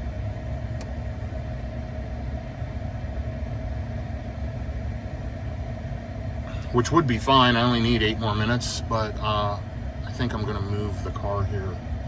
I should be pulling easily 200 plus kilowatts right now, so no sense in sitting here. Let's go check out another charger real quick. Crazy. Okay, just plugged into the next charger here. We shouldn't be power limited. There's only a total of 5 vehicles here, including the Cybertruck. And let's see if this one ramps up properly. And it is. So it was worth moving. It's crazy. I was just talking about Tesla charger reliability. I normally don't have a problem, so but I had to move. But here's the thing about moving: it takes like less than 8 seconds to activate. So it's already up to 258 kilowatts, sitting here charging, and I'm good to go. So I'm glad I moved the car. The last session was free. I was only in there for a minute. Let's let this thing charge up. I'm already up to 26%, and I'll be back with you shortly. So I'm here at the charger in Albuquerque, as I mentioned, and it looks like they're installing 6 new chargers there with 1 trailer pull in. Almost looks like Rivian chargers, but they're not tall enough, I don't think. But that looks kind of like a Rivian setup. And then you've got the 6 Electrify America over here, and then you've got the 16 Teslas. This is a great charging infrastructure here for the shopping mall, for this area. Beautiful out here. It's a little chilly, but there's no wind. So, and the sun's out, so it actually feels good, and it's dry. So, you know, it's 45 degrees or whatever, but beautiful. So, it is Rivian. There's one of the chargers that's uncovered. Charger number 2 is uncovered. Take a look at that. So Rivian's opened a new Adventure Network site here in Albuquerque. So that's fantastic for Rivian owners, and I'm one of those. My wife drives it every day.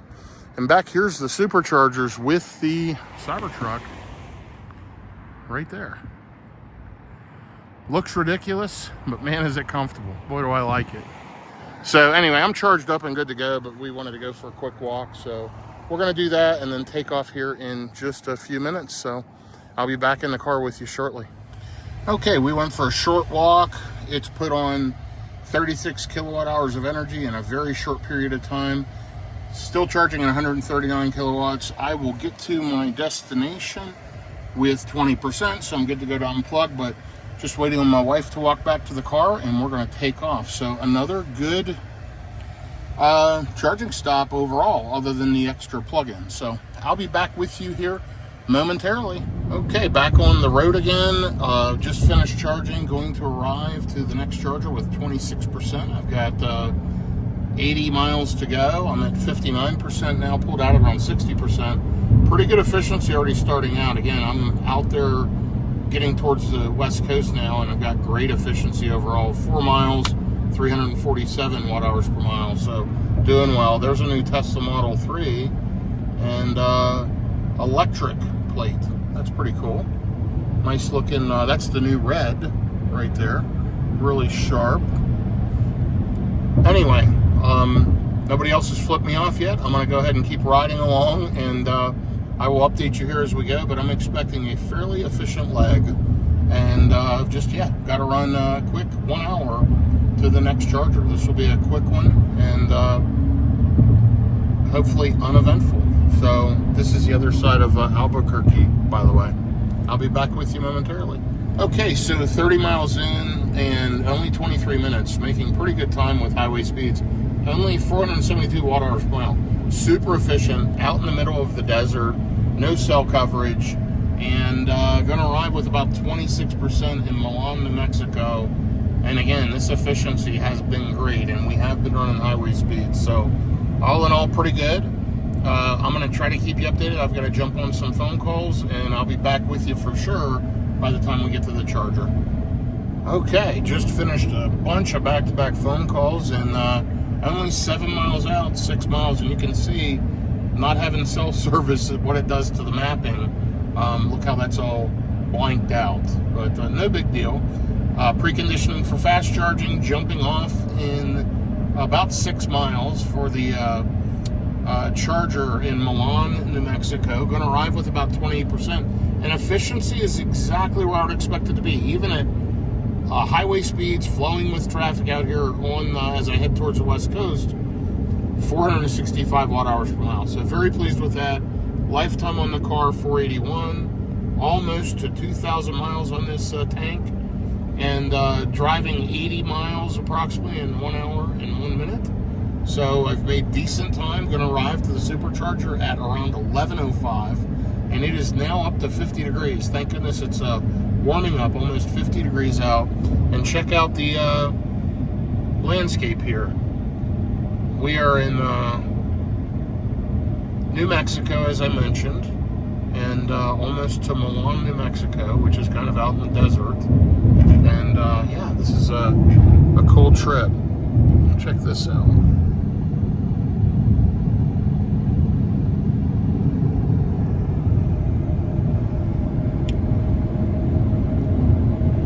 So I've driven through some pretty cool mountains and some pretty cool, I say mountains, big rock structures, whatever they are. And now we're just getting to this charger. So I'll be back with you here as we get off the exit for the charger and get this thing juiced up. This is a 250 kilowatt charger again, and I only need to be there maybe 15 minutes. Now, the hotel I'm staying at, it's Hilton Garden Inn in Gallup. It's maybe an hour from this last charging stop. There is an Electrify America right beside it. I know I said I'm not going to use Electrify America, but it's also at a Walmart.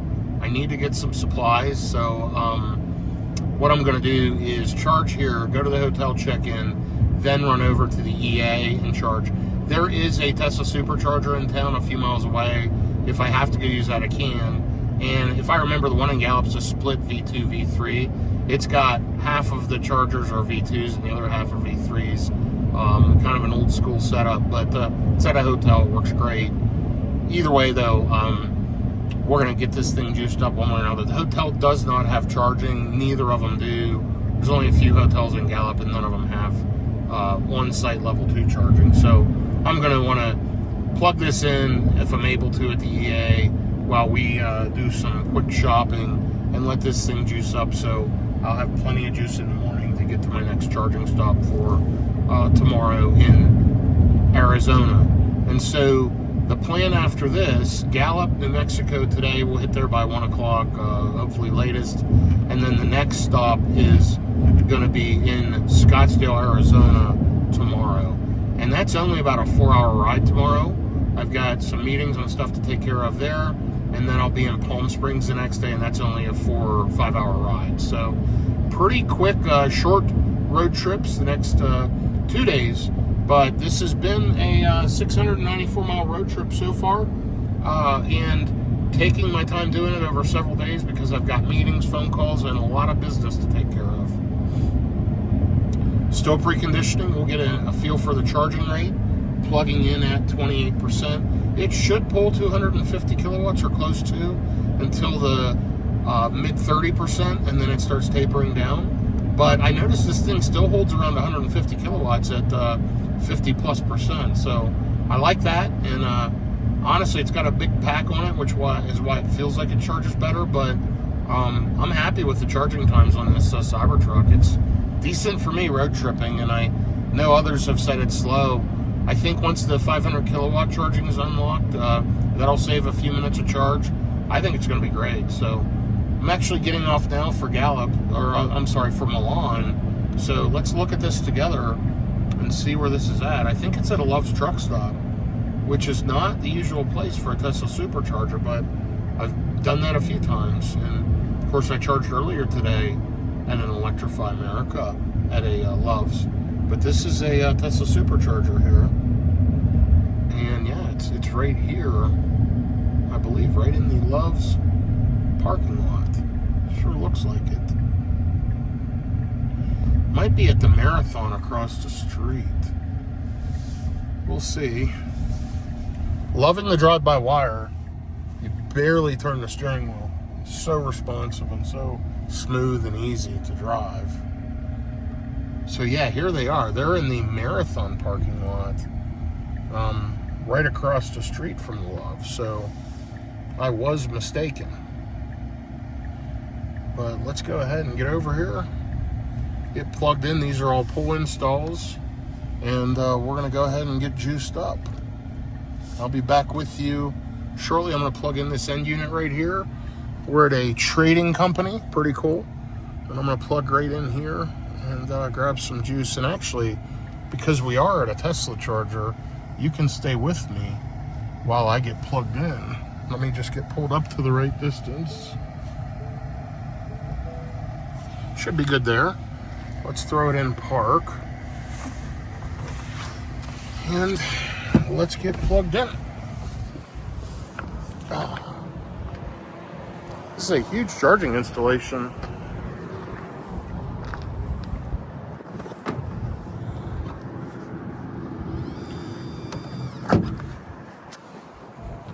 This should be super fast activation. It should be blinking blue, and then it should go green in just a second. There we go, charging already. It's a nice looking red over there. Beautiful color. Anyway, let's take a look. That's what I love about the Tesla chargers, so quick. 1 minute remaining to continue trip. I'm gonna take a look at the map. Here we are, up over 180 kilowatts, 204, 225, 249, 251, and there we are, 250 plus kilowatts and holding. Okay, I'm gonna let this thing charge. I'm gonna get to the hotel with about 25%, let's say set arrival energy. We're gonna set it to 25, hit save, and then it'll tell us how long we need to be here. 7 minutes to get to 25%. So great technology here on the Tesla. I have enough energy to make it to the hotel with 10%. So I really wouldn't have even had to stop here with the efficiency we're getting. But we're going to go ahead and throw some juice in. We've got less than an hour to the hotel, 51 miles, but we're going to let this juice up for a few minutes here. I'll be back with you shortly. Okay, we've been here about 7 minutes. Normally I'd be ready to go to take off, but my wife had to go use the facility, but we're charged. We're good. We would get there with 27%. It's 11:12 a.m., 48 degrees, but it is really cold out because it is windy and absolutely cuts right through you and feels very, very cold. Anyhow, still pulling 157 kilowatts at 48%. The V2, our V3 chargers are great.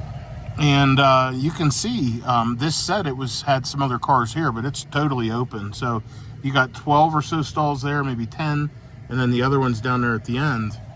Really a great charger setup. I like this pull-through capability. Those are back-end ones down there, probably the original setup, and then these are added. What a great setup here, Tesla. So great job, Tesla. Loving the Cybertruck.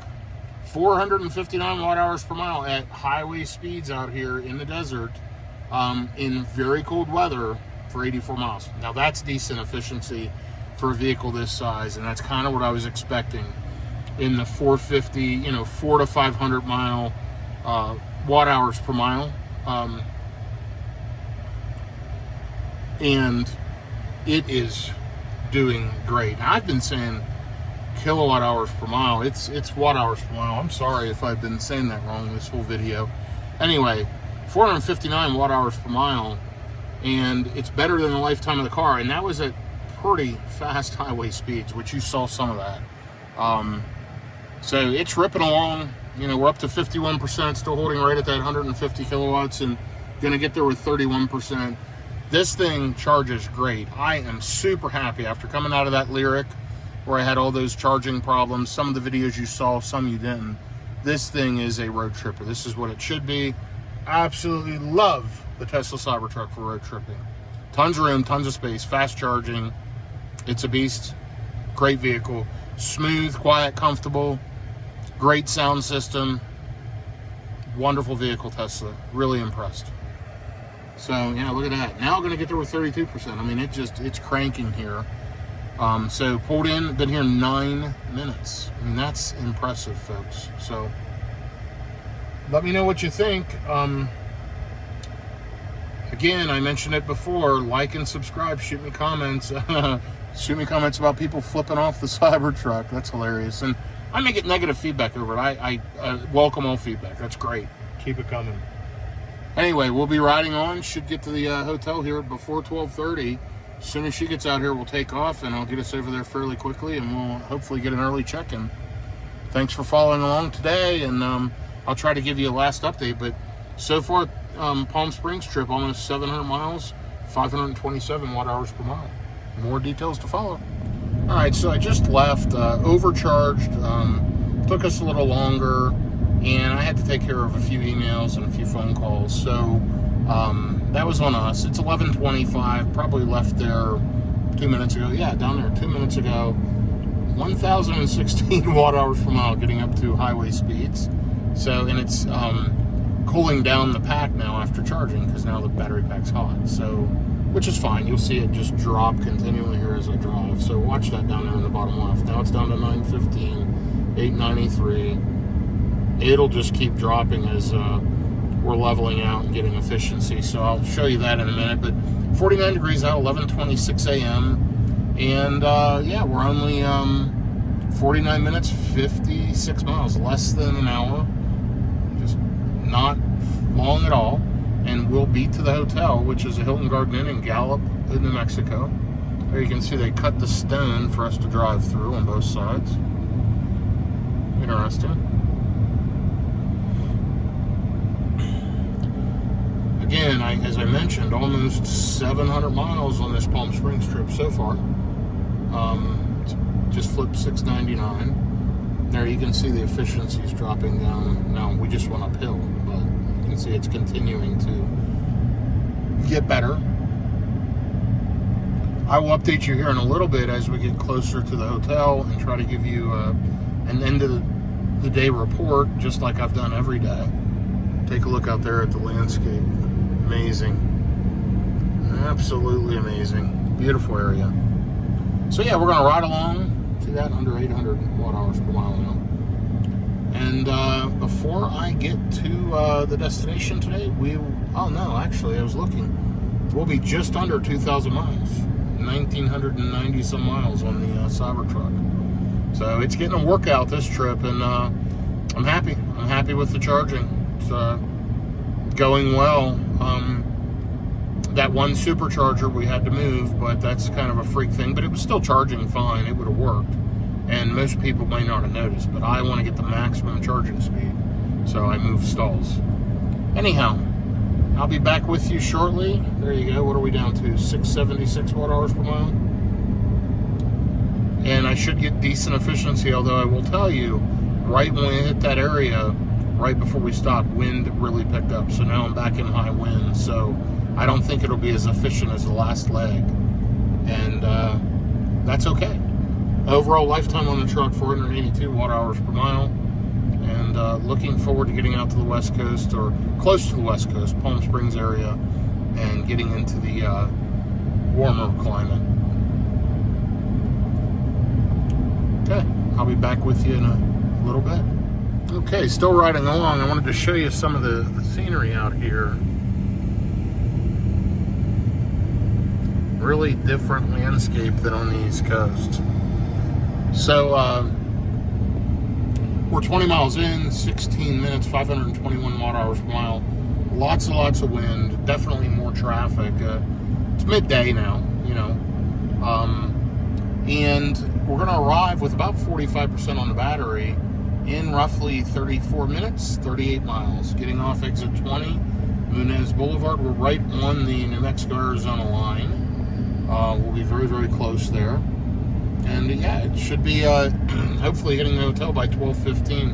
About an hour ahead of the schedule I thought we'd be. I didn't expect the charging to go so quickly. And frankly, if we wouldn't have taken longer than the charging, we could have been there about 15 minutes sooner today. But pretty well optimized on this trip. And sitting at 50 degrees out, 56% on the battery currently.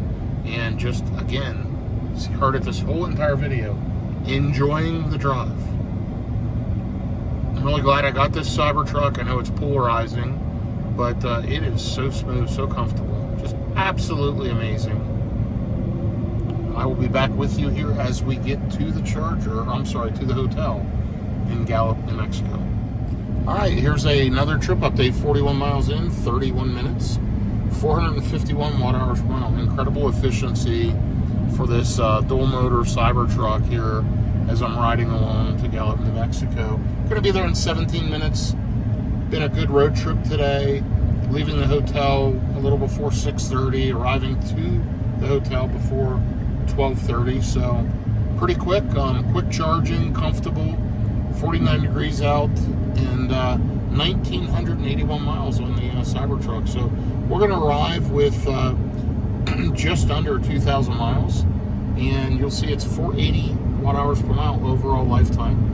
For the Palm Springs trip, we have driven 738 miles so far, 385 kilowatt hours of energy used, 522 watt hours per mile. As we continue out to the west, that should hopefully continue to improve, and maybe we can get the total under 500 watt hours per mile. But we're running at highway speeds, so that may not happen. FSD's doing a great job changing lanes, doing what it needs to do. 200 miles from Flagstaff. Here's some of the scenery in New Mexico, kind of where we're at. And I will attempt to give you one more update before we get to, or as we're pulling in the hotel. So I'm getting ready to take off here this morning, and I am just pulling the truck up to around the front of the hotel. I did pull over to the Electrify America last night and do a quick juice up to 77%. It was at 74 this morning, and about 45 minutes ago I started preconditioning the cabin. I put it in dog mode. So you'll see we're at 69% on the battery. It's 28 degrees out at 5:03 a.m. here at the Hilton Garden Inn in Gallup, New Mexico. So we'll be getting ready to take off. Exactly 2,000 miles on the odometer, and I'm loving this Cybertruck, but let me get the truck loaded up and I'll be right back with you. Okay, here's the route plan starting out this morning. Battery's already preconditioning, and we are 92 miles away, an hour and 21 minutes from Holbrook. Then we're going to Payson, Buckeye, and Ehrenberg. Last stop in Indio, California. 7 minutes, 18 minutes, 23 minutes, 19 minutes, and 5 minutes.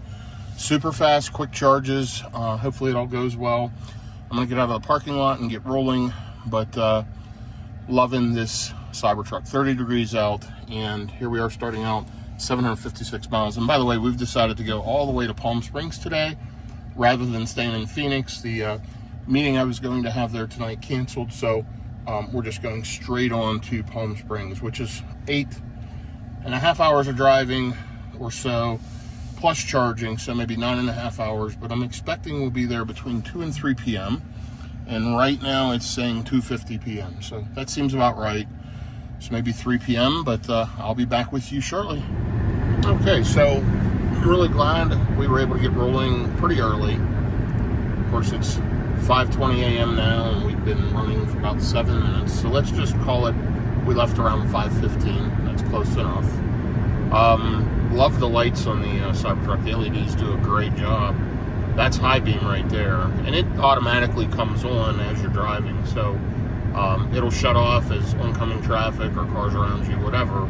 The car shifted me to the left lane because there was stuff going on in the right lane. I'm going to go ahead and click the turn signal button and tell it to shift back to the right lane. And you can do that manually. It steered itself over there for me, which is great. Terrible efficiency starting out. Now keep in mind it's 27 degrees, really windy, very, very cold, and the car's been cold soaking, so it's preconditioning the battery, as you can see right there. So we're at 723 watt-hours per mile. That will improve and level out here as we get going over the next half hour. Speeds, I'm running right around highway speeds right now. So 77 in this is really 75 GPS. So we're running right at the speed limit. Going to arrive with about 31% around 6:30 in just over an hour, and only 83 miles to go. So should be good. Should be uneventful. We're going to the Holbrook, Arizona supercharger. That's a new, bigger 16 stall. At least I think it's a newer one. Although I think I remember charging there last year when I was up this way.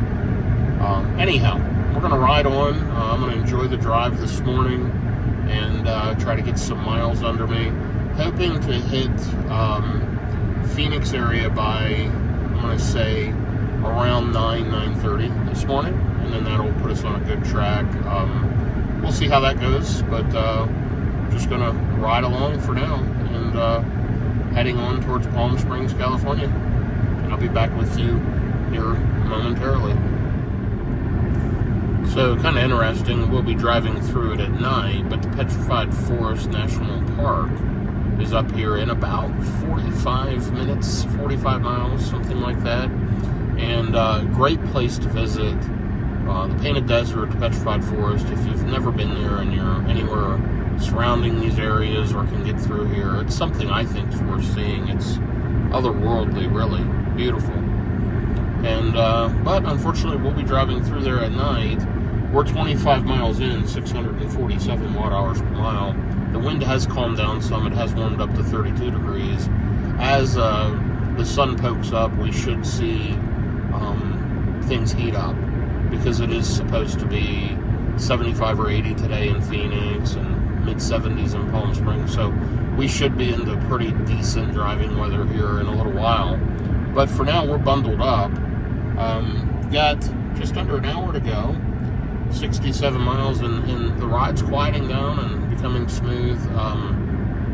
Just, it was initially a lot of wind noise there coming out of the front of the vehicle, and just really crosswinds, heavy, and then just being so cold. But things are calming down now. I'm sure efficiency will improve.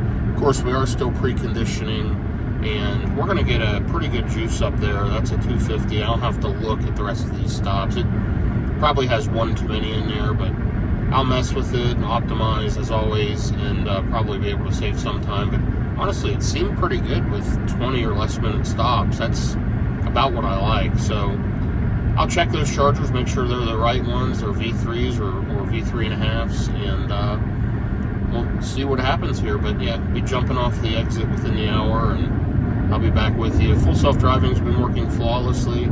Headlights are great. Ride comfort, quality, everything's amazing. And of course the sound system, seating, ambient lighting in here is pretty outrageously good.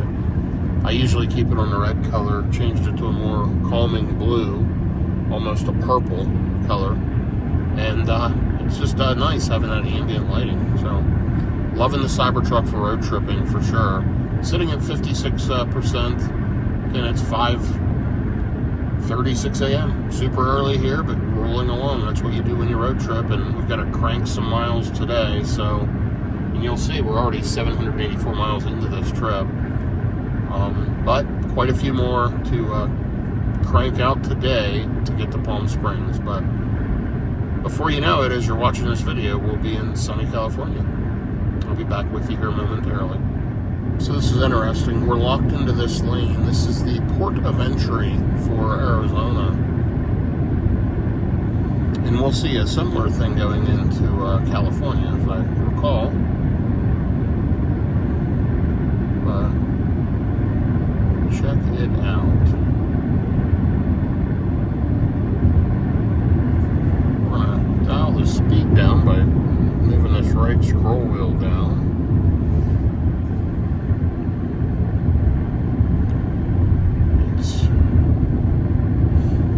Not showing any speed restrictions. Okay, well, maybe that was it for trucks only. I just recall going through gates, and it must be into California. But you know, maybe it was into Arizona as well. We'll see as we get up here. Just wait just a little bit. Let you ride along with me. Still middle of the morning or early a.m., late night, whatever you want to call it, 5:47 a.m., 37 degrees. Thank goodness it's warming up as we're headed this way. And just under 600 watt hours per mile, 599, you'll see down there. Not great, but lifetime on the car, 481. And we are 44 miles away. You'll see estimated range remaining has dropped some, 26%. I have been running higher highway speeds, flowing with traffic, and we're going to bump that back up. And yeah, anyway, that wasn't what I was thinking it was. I was thinking that was the port of entry that I was just seeing, but maybe that'll come up here in a little while. Anyway, riding along, safe, easy drive so far with FSD, and hopefully it remains uneventful. And there you see a sign coming up. Holbrook, 49 miles, Phoenix, 144. So we're really not that far away from Phoenix. Should make it there as estimated, maybe around 9 or so. And just got to get a quick charging stop or two in as we ride along here in the Cybertruck. Okay, be back with you again in a minute. Okay, so the sky is starting to lighten up. It is 6:18 a.m. and 35 degrees. We are 62 miles into this first leg, an hour and 5 minutes, and you'll see efficiency has improved some, 561 watt hours per mile. 8.4 miles to the exit for Holbrook, and the charger looks like it's right off the exit. Looks like I turn right on Navajo Boulevard. And let's take a look down here. 10 minutes approximately, 9.9 miles. Shows now I'm going to arrive with 27%. So traffic's picked up quite a bit.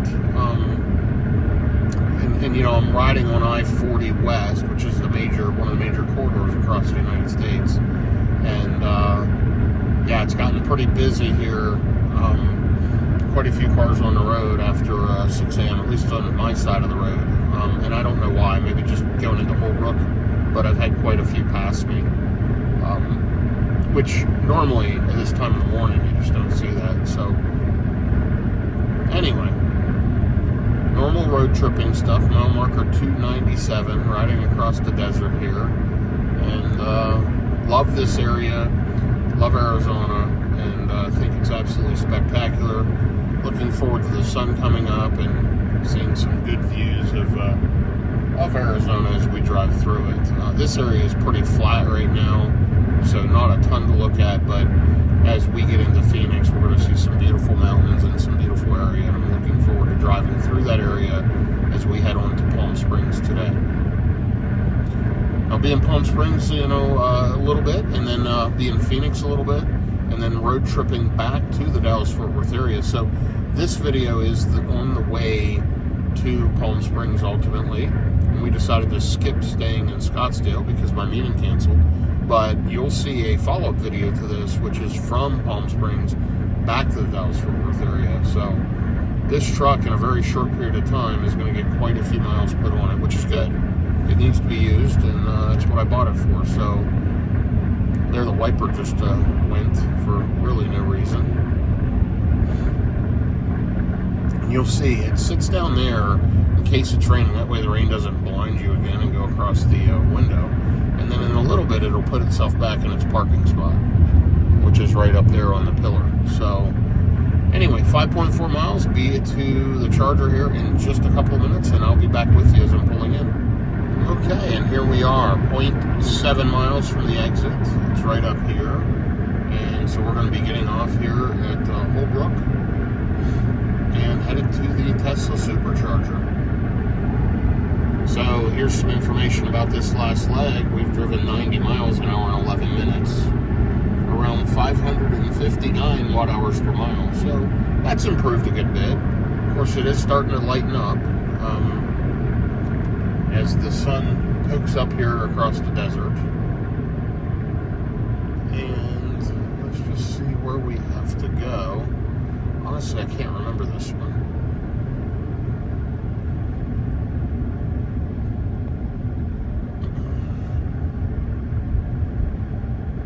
So we go straight up to the stop sign, then we bear right on Navajo.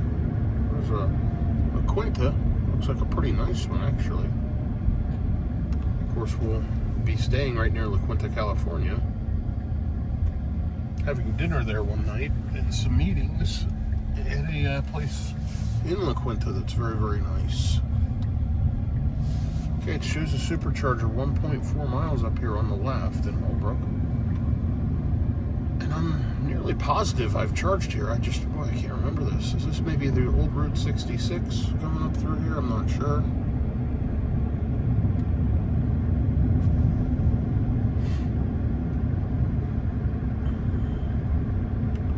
Pretty cool street lights. So it is a ways off the exit, which is unusual for Tesla Superchargers. 1.1 miles. A little further than that, actually.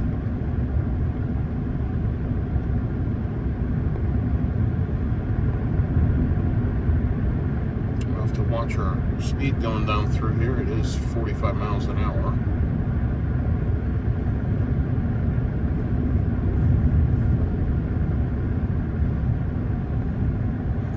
Shows us down here on the left. I think it says Burger King right there, and so it might be right past Burger King. Oh, is this the one that's in the Burger King parking lot and there's a split V2, V3? It might be. This might be that split installation that I've charged at quite a few times. And if I recall, I'll back in and be facing the Burger King, and I think it's actually in the Burger King parking lot. So yeah, I've definitely charged at this one. And I think I usually get off the other exit up here on the highway and come to it, which is when you're coming the other way. It's closer. So yeah, this rings a bell.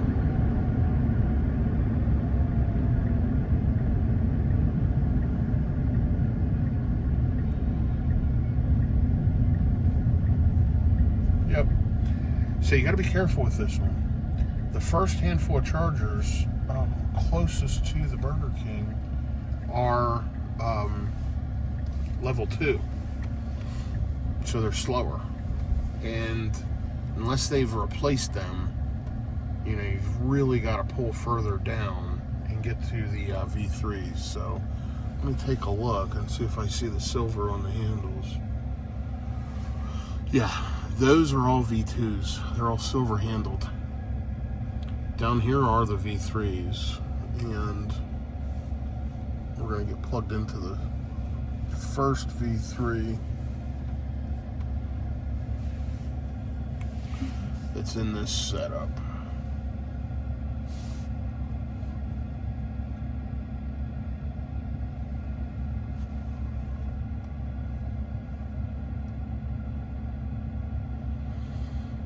And you know what? We're going to pull up, straighten up.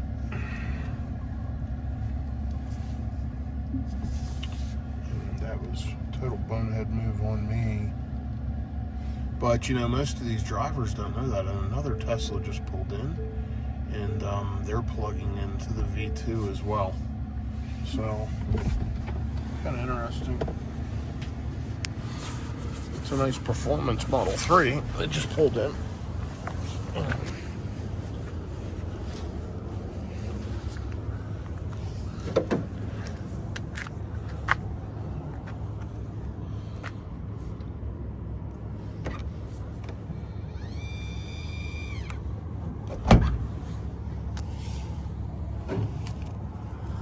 There we go, communicating.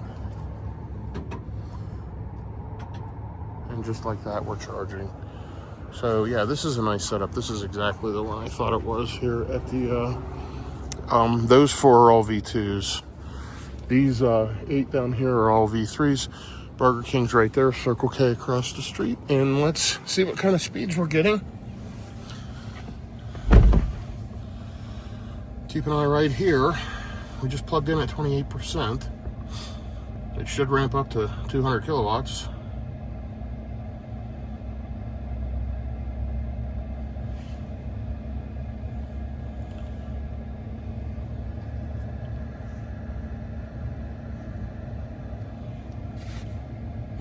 Yeah, there we are. I mean, we're up to 257 and holding 258 at 29%. So good job, Tesla. It's working. It says 8 minutes to continue trip. I'm going to go ahead and check my next stop and kind of figure things out here over the next few minutes. All right, the sun is coming up. Yes, it's still saying to sit here another 5 minutes. I've been here just a few minutes. 6:33 a.m., 32 degrees. And there's a KOA campground right next to this Burger King. But anyway, I find it interesting every time I'm here, people are just plugged into the V2s and all the V3s are down here. It just shows they don't know. And frankly, Tesla, just go ahead and replace those 4 V2s, because those 2 cars don't need to be sitting there charging at a slower speed. But I'm sure they don't know the difference. 92 miles on the last leg, an hour and 16 minutes, 548 watt hours per mile. Made pretty good time on that stretch. Headed to Payson next, which is going to be roughly an hour and a half from here to Payson.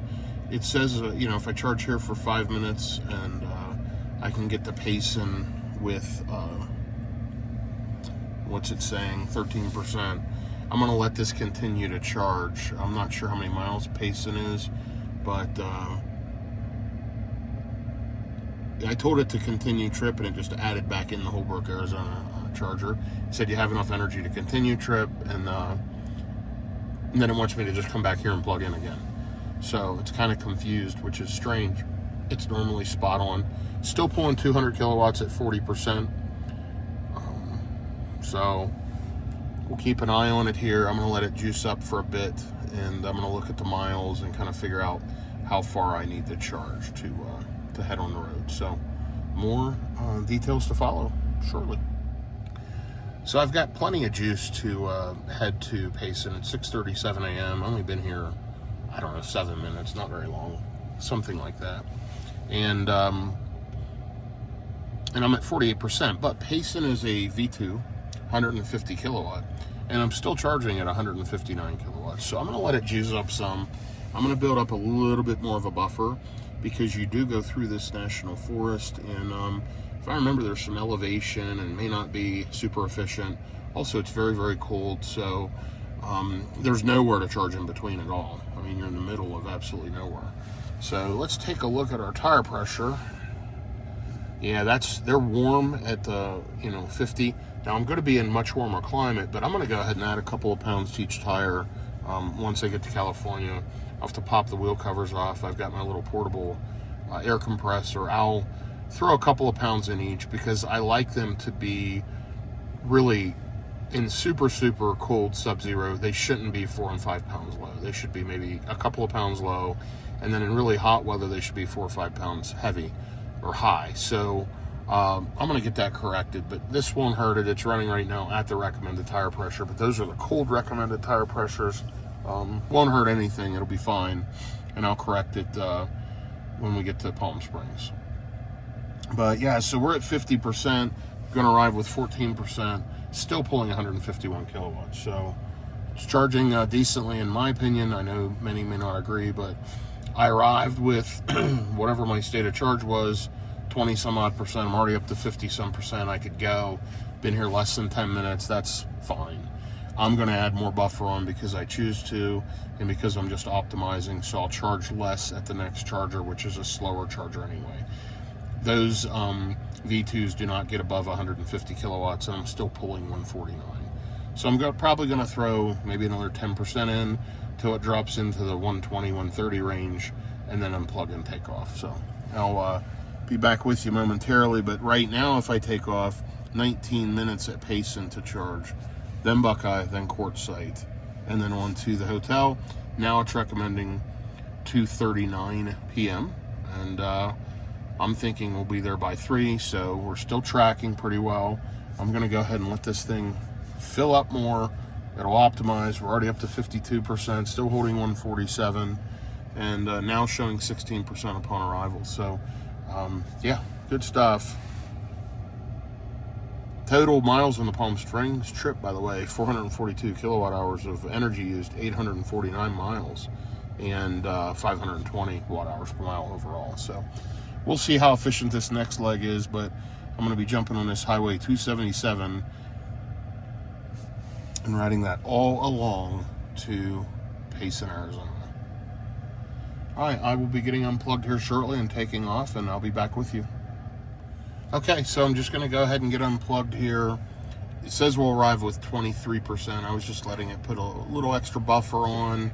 Not going to hurt me much because still pulling 127 kilowatts at almost 60%. So you'll see it's dropping. I said when it drops into the mid 120s or so, I'm going to unplug.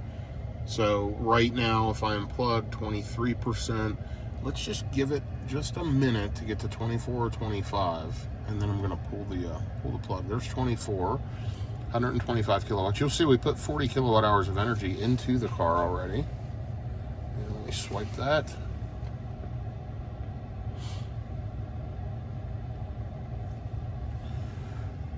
And you'll see it doesn't, when you're charging at less than 150 kilowatts, boy, it just doesn't fill up as quick, right? It's funny how that works. At that low state of charge, it just fills up super quick.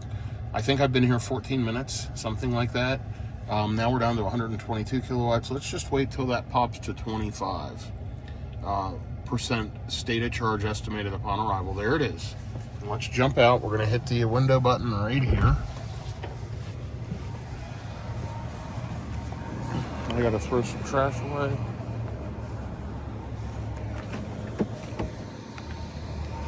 And we're going to press this button. There you go, goes white. We're going to hook it back up. And we're going to get in the truck and take off. The charging port closed. And off we go. I'll be back with you once I'm on the road. By the way, here's how we put it in drive. Just like that. And then I press the accelerator to drive. See you soon. So here we are, just leaving Holbrook on one of the side roads. Highway 77. Just went past the petrified wood company where you can go in and buy various pieces of petrified wood. But used to be there was petrified wood, all over this general area. A lot of the businesses have a bunch of it sitting around out in their, rock gardens or landscaping. So that's kind of interesting to me. But super good efficiency here starting out, running fairly low highway speeds, 418 watt hours per mile. But we're going to turn right up here on 177. That's a public works building. Take a look at that rock structure. Crazy. There's one over there too. So we're going to turn right here. There's some truck parking for when they come off of 177. And here we are about to jump on.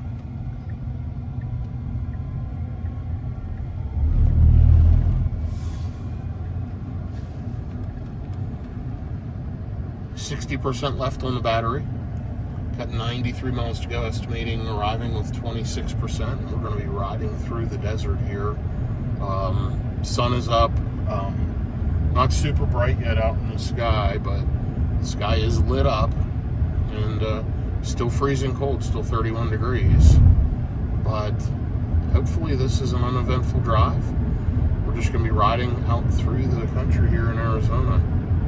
Really love this drive, love this part of the country, and as I get into a more scenic area, I'll be sure to clue you in. That ice may be present on the road. Now the road's not wet, so we're going to keep an eye on it if there is any precipitation, but right now it's totally clear, so we'll kind of see what happens there. But yeah, look at the landscape. Pretty cool. As we get close to Phoenix, we'll start seeing the scarlet cactuses sprouting up along the highway, and we'll be coming into Payson, Arizona, to the next charger before we know it. So I'll be back with you momentarily. So I'm riding along on 277, and it is super windy, but efficiency is okay at 514 watt hours per mile. Lots of wind and very, very cold, 29 degrees. So I would really expect way better efficiency coming across this stretch. But again, that 29 degrees is the battle. It's the cold air. Anyway, 86 miles to go? Yeah, 86 miles to go. Wow. 27% state of charge estimated upon arrival at the supercharger in Payson. And honestly, I'm just enjoying the drive. I'm manually driving and just enjoying the views through the quasi-desert here, I guess you call it. I mean, it's grass, but to me, this is the desert. And I think it's going to be a beautiful day. Looking forward to getting to Palm Springs this afternoon. Making good time so far on this trip, and 861 miles into this big road trip to Palm Springs, California. So I'm just going to ride along, relax, and kind of enjoy the drive. It's slower paced. You get behind cars. It's harder to pass because this is just a 2-lane road, and you got to wait till the car in front of me has to wait to pass the other car. Then once they do, I can potentially pass. But right now we're doing the speed limit, so that's fine. We're just going to ride along and enjoy ourselves. Okay, so here I am driving through these trees, this kind of forest area. This is where I thought the highway it was taking me on, which is a pretty high elevation. There's no cell service at all. You'll notice 0 bars here on the Tesla. Well, LTE just popped up, but in and out of cell service. 41% left on the battery. I've driven 42 miles, 39 minutes, 573 watt hours per mile. And we've just got to stay on, let's see, 277. In 2 miles, we go right on that, and then turn right on 260. And you'll see we are 55 miles, 56 minutes from Payson, where we'll arrive with about 26%. But this is not what you think of when you think of Arizona. Most people think of the desert. You don't think of these high. This is a Pony Express route here, and all these trees and evergreens up in this basic area of Arizona is kind of unusual. Anyway, beautiful day so far. It's still freezing out, 32 degrees and 7:25 in the morning. Just got an alert saying it's going to be like 78 through 79 degrees at our destination, and that appeared down here at our final destination, which is Palm Springs. So, going to be interesting. Making great time here so far this morning, and nearly 900 miles total into this road trip to Palm Springs. So, beautiful part of the country here for sure. Okay, so 32 degrees, 7:36 a.m. I wanted to show we're still in this forest area, but here's something unusual. I'm at 35% on the battery. It says I'm going to get to the destination with 26%, saying I'm only going to use 9% to go 42 miles. It's part of the reason I topped up extra. I think this calculation may be off. We'll see. If so, if I'm going to get that type of efficiency, that means we'll be dropping elevation constantly for several miles. So we'll see what happens. You know, it feels like I'm still climbing.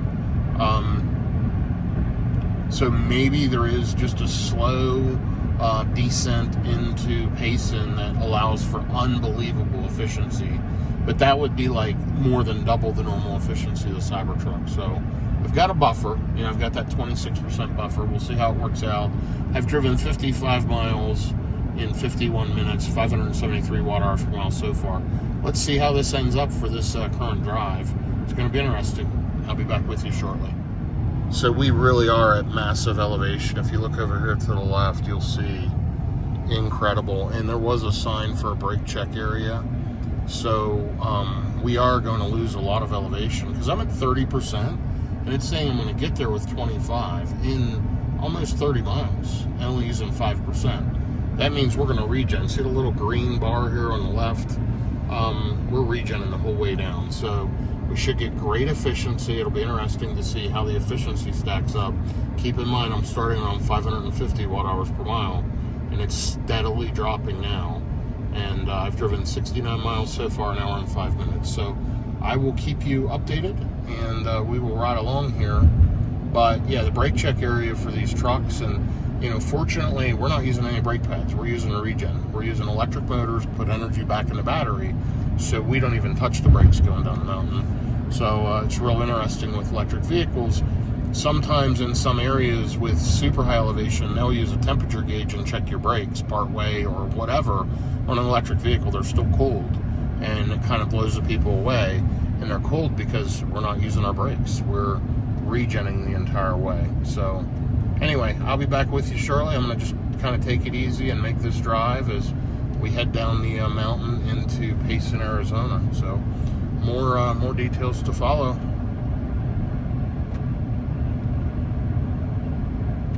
Okay, so we are preconditioning for fast charging at 21 miles out, and it is now 40 degrees. So we're on the other side of the mountain, coming downhill. The sun's out, and we'll see what it is in Payson. But I am adding energy back into the pack right now as I go downhill. A lot of regen, which is great.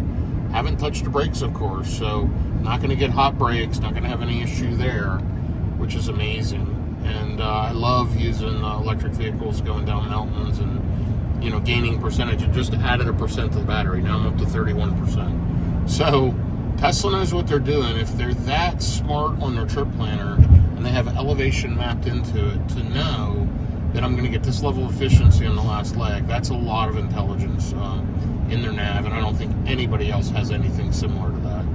Maybe Rivian has some of that, but maybe Lucid, but nobody else. And we're down to 474 watt-hours per mile, so lifetime on the car is 482. So this last 77 miles, an hour and 11 minutes, we've actually gotten better efficiency. In the car, I can hear the HVAC system spooling up as it's trying to get the battery to the right temperature for supercharging, but meanwhile, we're putting energy into the pack as well. So pretty interesting. Should be there with around 26% in the battery in about 20 minutes, and just going to turn right up here at 19 miles on the North Beeline Highway, and the charger should be right there. So I will keep you updated, but take a look at the scenery in the meantime. Really, really beautiful landscape up here as we head down towards Payson, Arizona. So I've been manually driving here pretty much all morning. I've really been enjoying it. But this is going to be the real test. I'm at 28%, and going to arrive, it says, with 26%. And I have 13 miles to go. So can I make it 13 miles on 2%? Efficiency's at 476 watt-hours per mile. So I lost a lot of elevation, and then I gained a little again. So pretty interesting. We're going to see what happens here. But we are, there you go, 79 degrees on arrival at final destination. Check that out. That's really great. And it's 46 here already. So till we stop in Payson, we might be at a reasonable temperature. And then we'll be passing through Phoenix and other areas, and I think we'll have hopefully great weather at that point forward. So we got a lot of regen going on, and we're just, coasting down the mountain here, regenning as we go. And the other thing, maybe it's calculated or isn't, it's preconditioned battery while I'm going down the mountain. It just dropped there. It says 25%, but again, I'm glad I put a buffer on. Probably got a little too much, but I wasn't going to gain much pulling out sooner, because if this was a V3 charger here where I'm going in Payson, I would have disconnected sooner and got going. But when I'm just going to pop to a V2, what if there's cars here and I have to split charging at 72 kilowatts? Why unplug so early?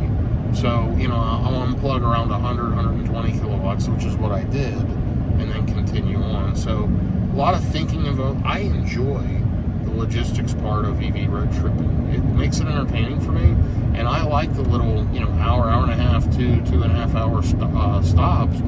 It breaks up the trip. So this is a blast, and we are 935 miles in on Palm Springs so far, 515 watt-hours per mile. Let's see what happens here. I'll keep you updated. We should be there in maybe 10 minutes, 15 minutes tops. And it'll just be interesting to see what we end up with as a state of charge. And what my overall efficiency ends up being. See, now it's down to 463 watt-hours per mile. So, yeah, going to be interesting. Really, really cool landscape. I know I keep saying that, but when you grow up on the East Coast and then, move to Texas, it's flat. I love it. But then I come up through this out towards the West Coast. I think these views are just spectacular. And I especially love, as I'm headed from Arizona to California and just around Phoenix, that whole area, those mountains and Superstition Mountain, all of it, phenomenal to me. I absolutely love that area. So, okay, I'm going to keep riding along. We're at 460 watt-hours per mile, getting a lot of regen as we head down the mountain here towards Payson. Okay, so we're coming into Payson right now. Just came down the mountain, still at 27%, hasn't budged. 93 miles, 438 watt-hours per mile, super efficient on this leg. And let's see, overall Palm Springs trip, 512 watt-hours per mile, 942 miles. I am 5 minutes out, 3.6 miles. Still shows I'm going to arrive with around, it's saying 25%. We'll kind of see how that works out. But, yeah, in the meantime, just riding along here and really enjoying the drive in the Cybertruck. This thing is an absolute blast to drive. And it has quickly become my favorite road tripping vehicle that maybe I've ever owned, but definitely at the top. I always loved my Mercedes S-Class ride comfort, but this thing's bigger and far more practical and has such good ride quality and comfort. So it's a close second. It's up there, and I've owned a lot of different vehicles. BMW 7 Series, Audi A6s, Porsche Cayenne, other Mercedes, Cadillacs, etc. And I like this Cybertruck. Of course, I love the tech and all of the stuff that I kind of deal with it. That's enjoyable to me. But this thing is just smooth and comfortable, tons of space, and nice, really super nice. Anyway, I'll pop back in just a couple of minutes as I'm pulling into the charger. This looks like it's 16 stalls. Looks like a big installation of V2. So that's good. Shouldn't have to power share. So I'm going to keep an eye on the stall numbers as I get there and make sure I'm not going to split charge it with anybody. I'll be back with you momentarily. Okay, here we are coming into Payson, into kind of the main area where we're going to be charging. We're going to turn right up here. It looks like it's right across from a Walmart Supercenter. And I'm not sure, but I'm going to go ahead and pop over to this far right lane. I think that's what I need, but nope, looks like I might have judged wrong. We'll see.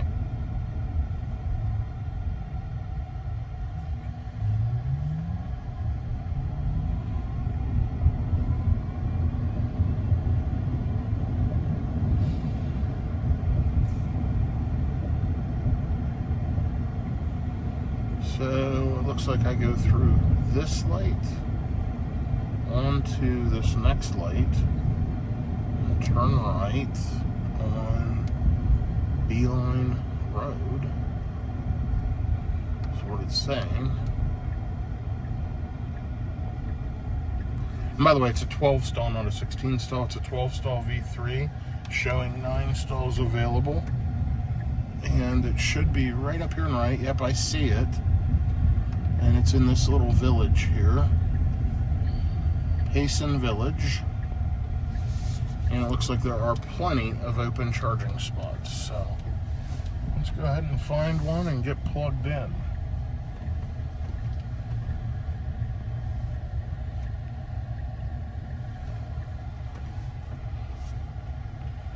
So let's see, we got stalls 1A, 1B, those guys are power sharing.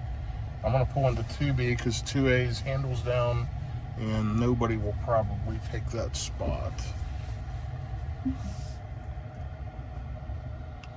And we want this one right here.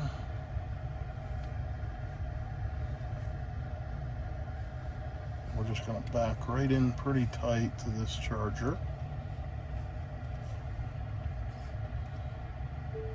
Okay.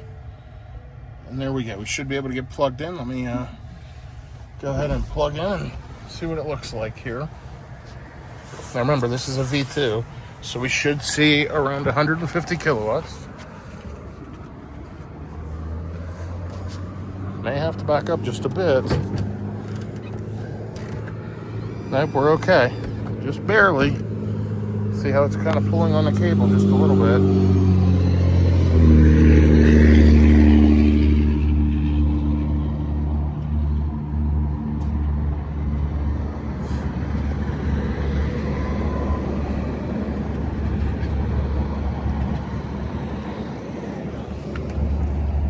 You know, these V2s always take a little bit longer to get activated, but you saw it went green. Little longer handshake time, but shows 15 minutes remaining for trip. There we are, over 100 kilowatts, 130, 140, and holding right around 140, which is pretty normal for a Cybertruck. So actually pretty normal for a V2. There you go. It popped up, wants me to play a game. Sorry, the car next to us was filming us and I got just interrupted looking at that. Anyway, what I was saying is pretty normal charging for a V2. I only need to be here about 15 minutes. Let's take a look at the next stop. So we're going to go on to Buckeye, Arizona, which is past Phoenix, past Goodyear. And it's 8:19 a.m., 15 minutes of charging. Look like that's another hour and a half, hour and 45-minute stretch. So we're going to get out, stretch our legs, try to use the facilities, and I'll be back with you here momentarily. Coming from Model Ys, Model X's, whatever, I really enjoy that it's still just holding at 146 kilowatts at 37%. And I know it's more inefficient. I know it has bigger batteries and all, but I actually like the charging on the Cybertruck. It's quick, it's easy. It's saying I need 10 more minutes here. My wife had to run an errand, so she went to do that. And I'm just gonna sit here and kind of let it charge. Now, next stop is going to be Buckeye, Arizona, in 117 miles, 1 hour and 50 minutes. Now, if we want, we can take a look, because I do know there are other decent options. For example, we've got this Goodyear charger right here that's right off the interstate. And then we have Buckeye right here that's also right off the interstate. So Buckeye shows 10 stalls available out of 12 right now. It'll change till we get there. And Goodyear shows 4 out of 12. Goodyear is usually a much busier charger. And we're going to hit there around 9:30 a.m. And so that's kind of what it's predicting as far as busyness.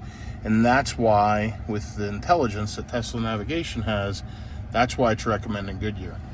Or Buckeye, instead of Goodyear. We'll see. We're only going to be another 5 minutes and we'll be ready to go. Let's look at nearby amenities. Okay, so it's a quick trip, so that's nice. Several options available right there. So that might be a good stop. And that's Cracker Barrel. There's the Tesla supercharger. There's several things right in that little plaza. The Carl's Jr., whatever. So that's Buckeye. Let's take a look at the Goodyear one, which is right here. We'll zoom right in and we can do the same thing and look. And it's a Rudy's Country Store. There's a Cracker Barrel, and it labels them so you can see what is where compared to the charger. But yeah, there are multiple options available at both.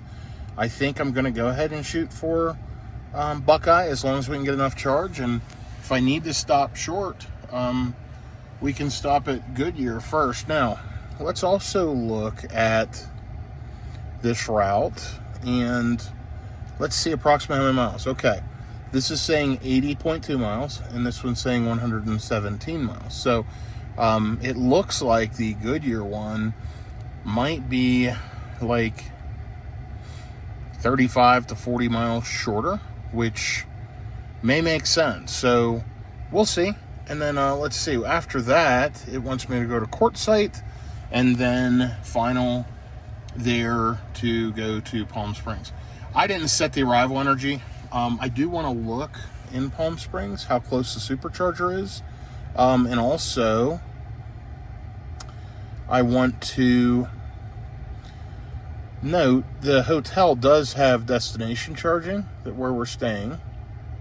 But I don't have to rely on that because guess what?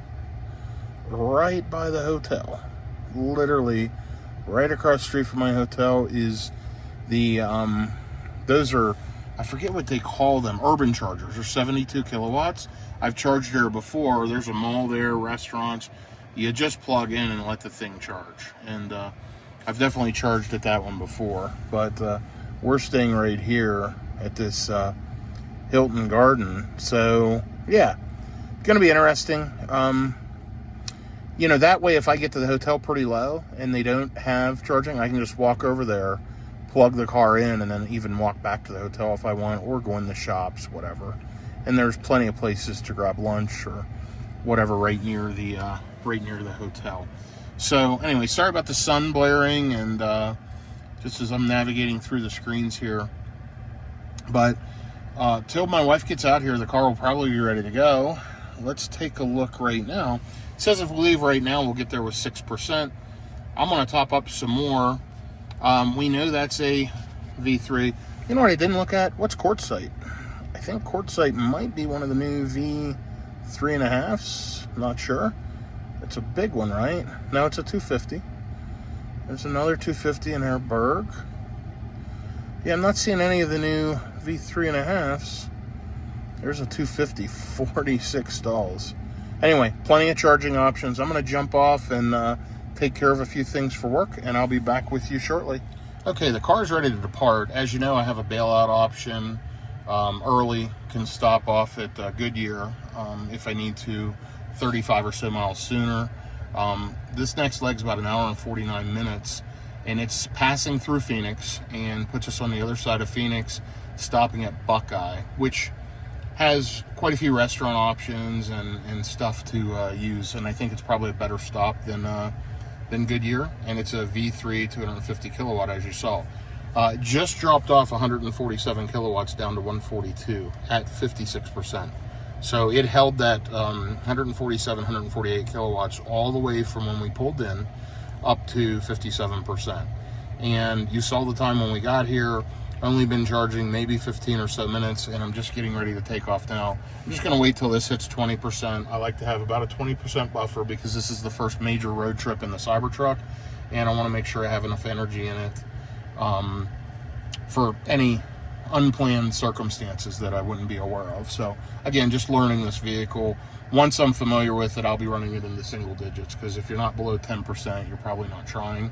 But this is just a good exercise for the first trip. Plus, going into areas I'm not as familiar with as on the East Coast and through the Midwest and general Southwest. So as I'm headed out to this West Coast area, I've not been here as often, and learning the charging infrastructure as it's building up out here. So anyway, I'm gonna get unplugged here in just a second, and I'll be back with you once I get out on the highway here. I just wanted to show you the view coming down this mountain here. It's spectacular.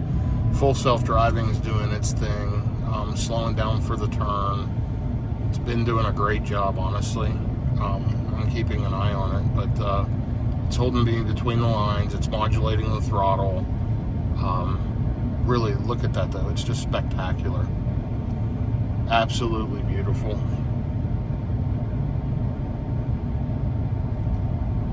And the car is 100% driving us through these roads, so that's amazing. But we are headed into the Phoenix area.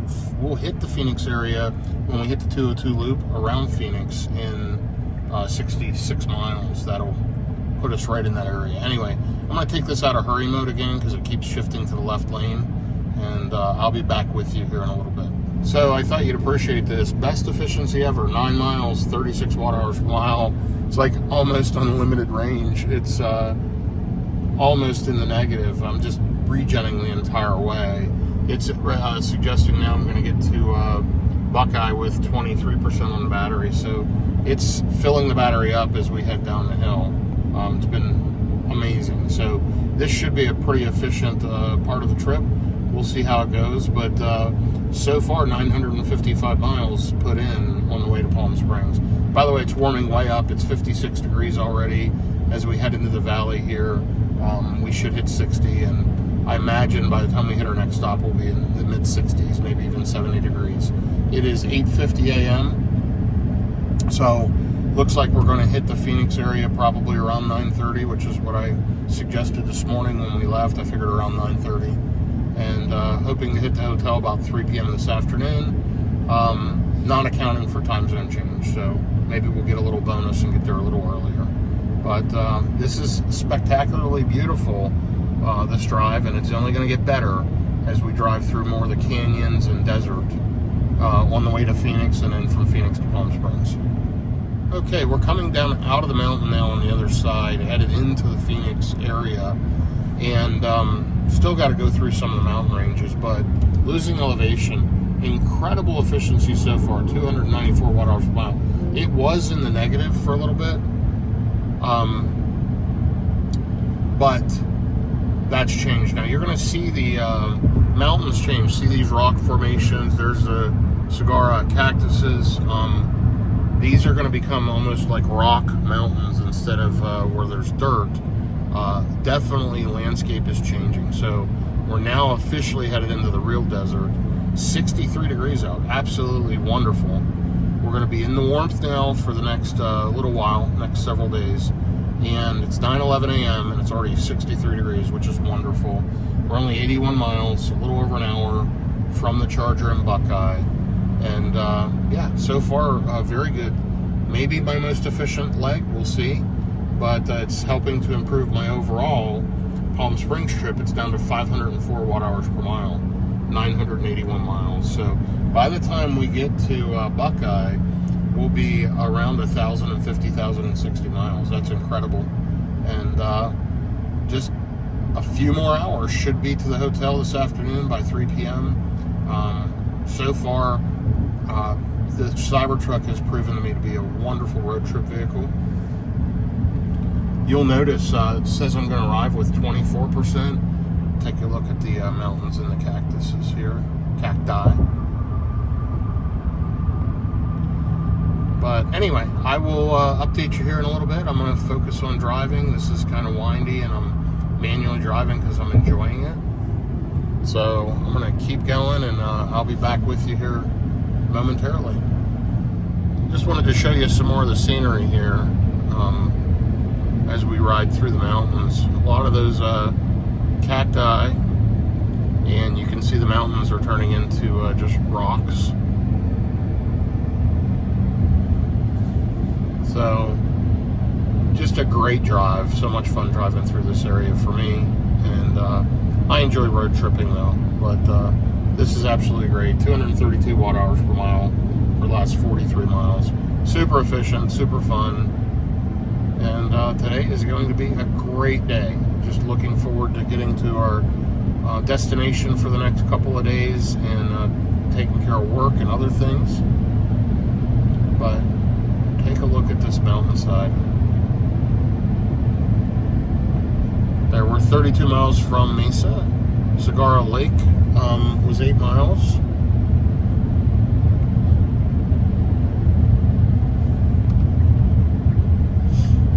One thing about an electric vehicle, I have no issue going up this hill, losing power, just instant power, instant torque, no problem. It doesn't slow us down at all. And it's not even hesitating. Now I'm going to slow down for this turn, but take a look at those rocks. Isn't that amazing?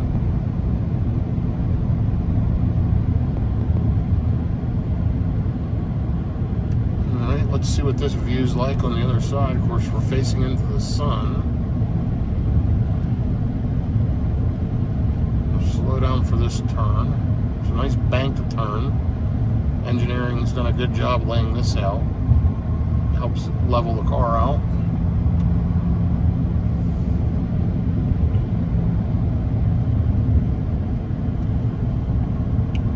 Should be near the peak here in just a minute.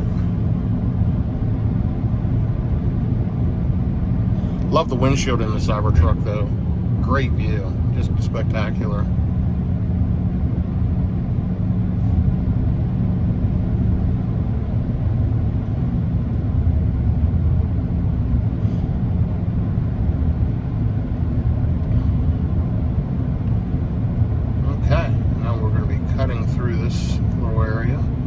Take a look at that formation, rock formation, unreal.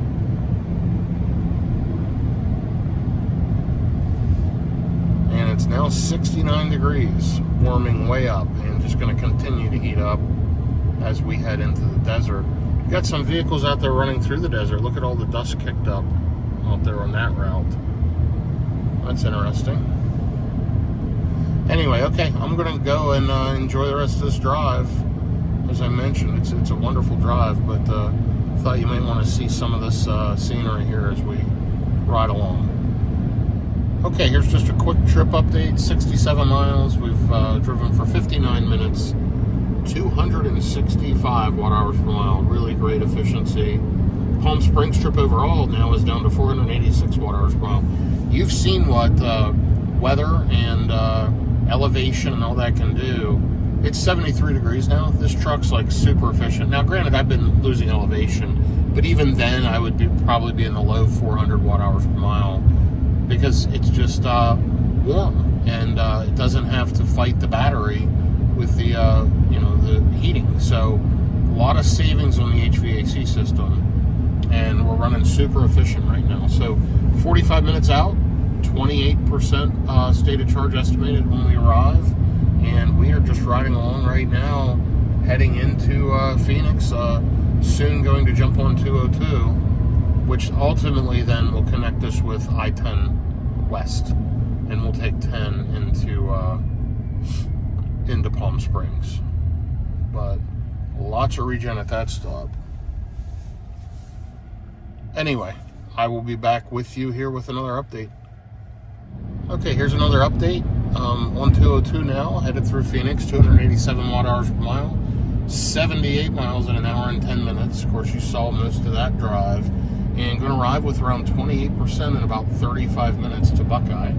So making great progress, and yeah, enjoying the drive.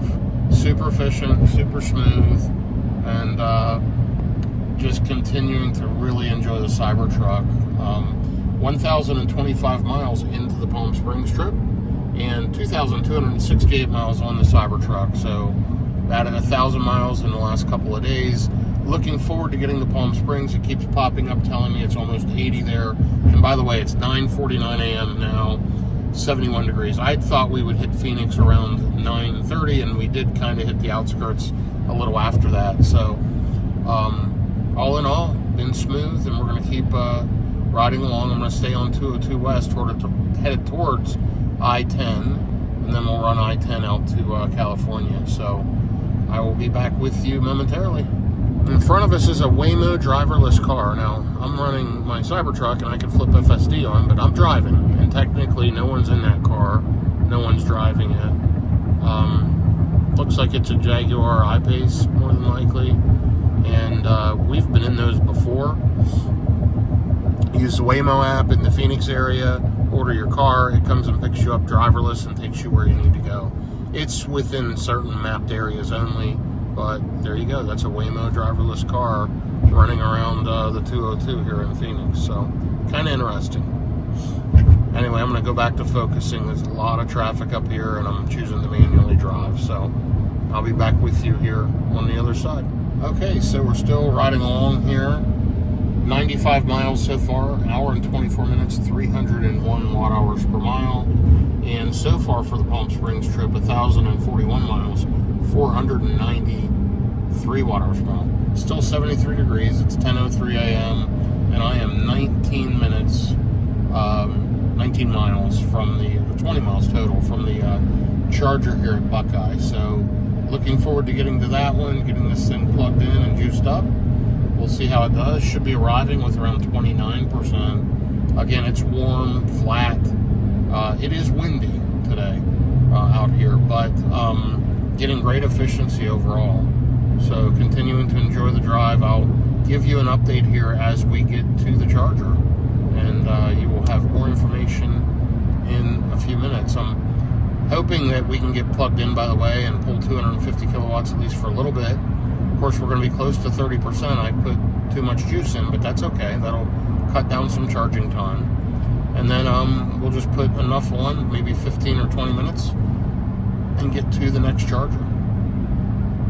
So you go, navigating without connectivity. So the cell's got to adjust. Oh, this is interesting. Here's another Cybertruck out here in this lane to my right. So let's see what it looks like.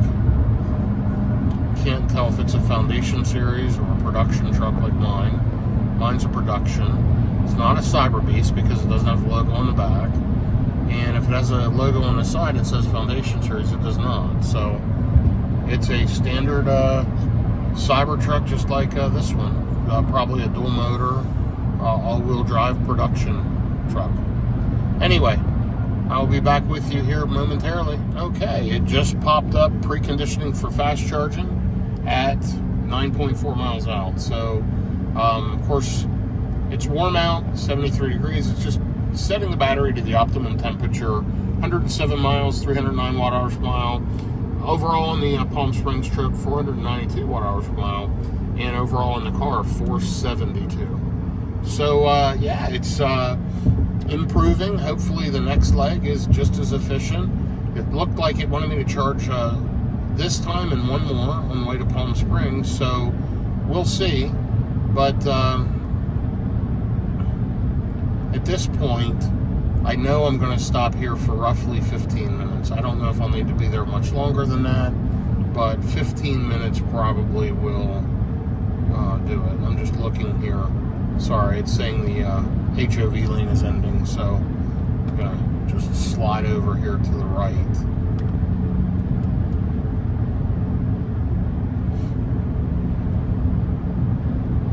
I'm going to wait. I'm not going to jump in the middle of these cars and cause any concern. And of course, I'm driving, not the FSD, which is fine. FSD would probably jump up there in the middle of the cars, but I don't need to do that. We're just going to slide right in behind this Cadillac XT4 and just ride along now. Anyway, Should charge for about 15 minutes there. It's showing now, I keep gaining time. It's showing the hotel I'm going to get there around 2:20. And again, it's going off the time zone we're in, which we should, I believe Palm Springs, or between here and Palm Springs, we'll get that other hour and we'll be on Pacific time. So, yeah, more info to follow here very shortly. Okay, I'm getting plugged into the charger here. It is very full. Great location though.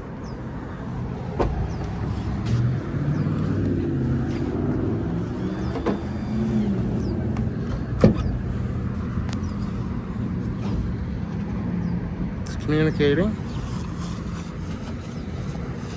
And there we are, we're charging. So I'm in 5C, you got a car here at 5D, and then cars scattered up through. This charger is pretty full, but great amenities all around. And let's check out our charging rate. We may be power limited with this many vehicles plugged in, but we'll see. So it says 7 minutes to continue trip. And right here's the speeds we're gonna see. Slowly ramping up.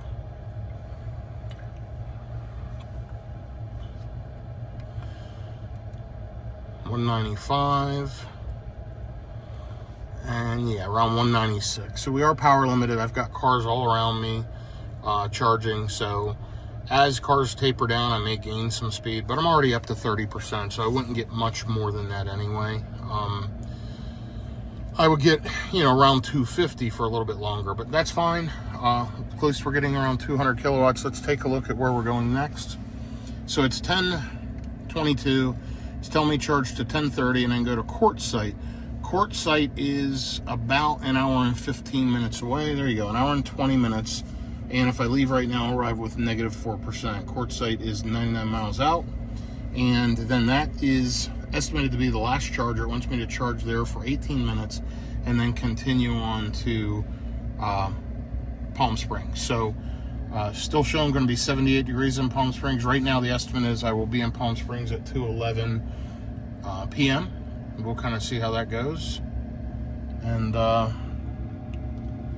anyway, this is a not a bad location. I'll be back with you shortly. Okay, just getting ready to take off here. Just went for a quick walk, and let's take a look. Last leg, 116 miles, 313 watt hours per mile, hour and 42 minutes. Next leg, hour and 22 minutes, 98 miles. Should arrive with 24%. We're still pulling 125 kilowatts at 60%.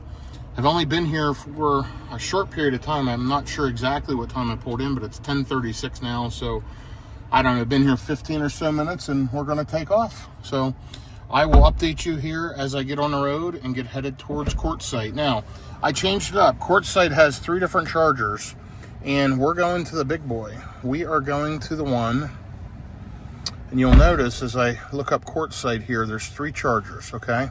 When I zoom in, you've got the new one in Ehrenberg, but here in Quartzsite, there is a 84 stall 250 kilowatt and a 36 stall 250 kilowatt. Tremendous amount of chargers, over 110 chargers here in Quartzsite, Arizona. Largest site I've ever seen, and looking forward to getting there and getting juiced up. So let me get unplugged and get on the road. Okay, so here's a trip update. Tension monitoring unavailable, device detected in hand, or detected device in hand. Anyway, 19 miles into the trip, 16 minutes, 445 watt hours per mile, running at highway speeds here. And as I thought, I'd be in the mid 400 watt hours per mile. It's 78 degrees out. It's absolutely beautiful. Headed to Quartzsite to the Mega Tesla charging station. Going to make a quick pit stop to grab some food, probably right off the Quartzsite exit, and then we'll get plugged in and have lunch while we're charging. We're going to hit there around noon. Haven't eaten yet today, so we're going to do that while we're charging and optimize our time. I'm probably going to charge there for 20 or so minutes. Get enough juice to where when I get to the hotel in Palm Springs, I've got, 20% ideally, 25%, something like that. That way I can unload the car, not worry about Sentry Mode working or not. There are chargers at the hotel. Who knows if they'll be available. when you're in California, I found these chargers get used up super quickly. But there is that Tesla charger at that mall next door. So if I can, if I need to, after I unload the car, I'll go over to the mall and get the car plugged in and then leave it set and juice up for a while. Not a big deal. Anyway, we are cruising on. Got about an hour left to get to Quartzsite. Should arrive with around 26%. And just a flat, straight drive here through the desert as I head out of Phoenix over to Quartzsite, Arizona. Pretty much every time you drive this stretch of I-10, you know, it's super windy. You're out in the middle of the desert, but it's back-to-back cars in the left lane. You know, cars behind me, cars in front of me. Of course, we're running at highway speeds just with traffic, but it'll drop to 60 miles an hour and then it'll flow normally like it is now. And really just a truck sit in the right lane.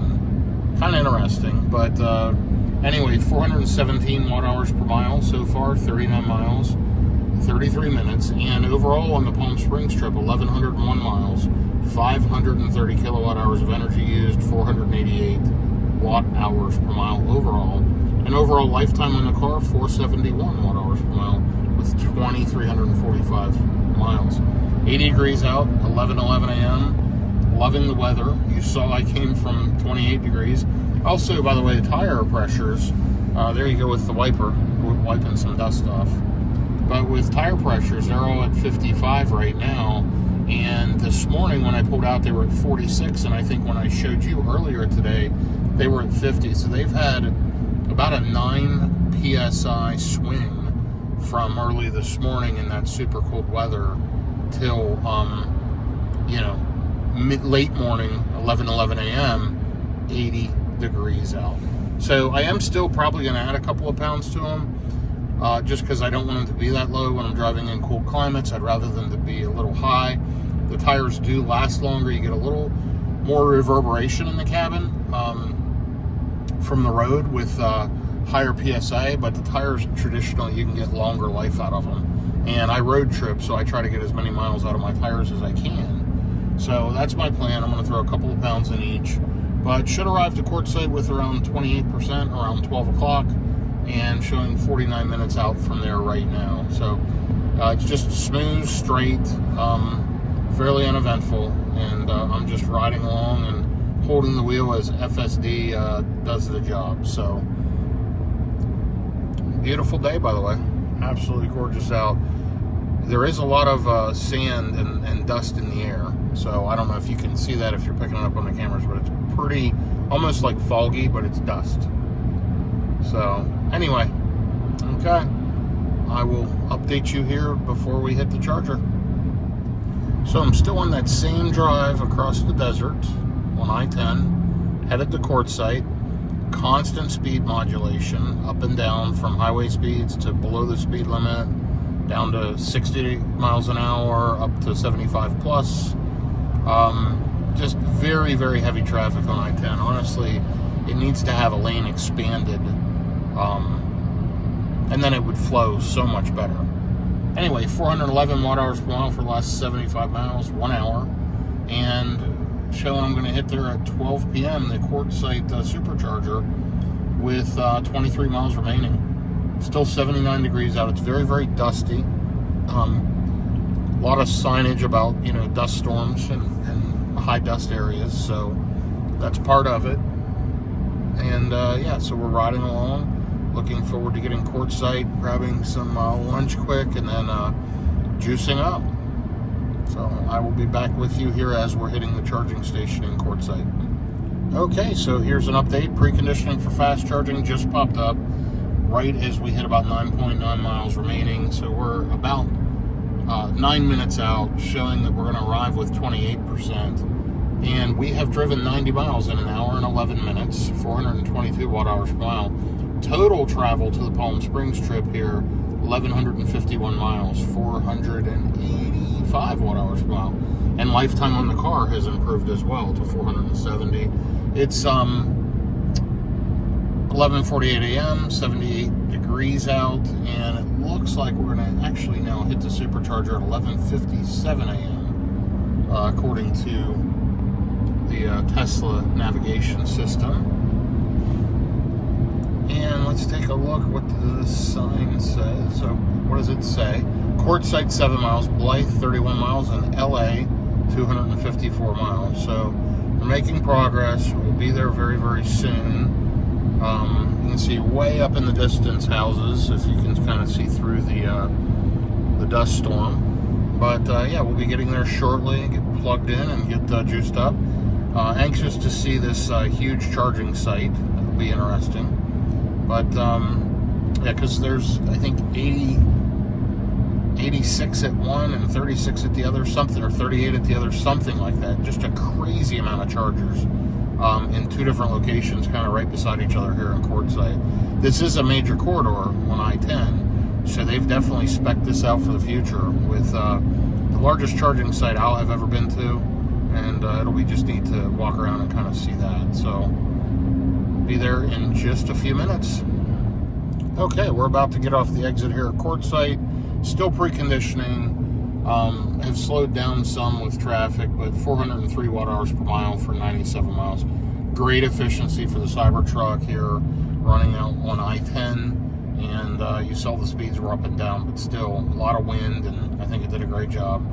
Getting off this Quartzsite exit, and I'm going to turn right. I'm actually going to stop at one of the restaurants, grab some food real quick, and then head into the charger. But I just kind of wanted to show you as I get off the exit what this looks like. And we'll find somewhere to grab some food real quick.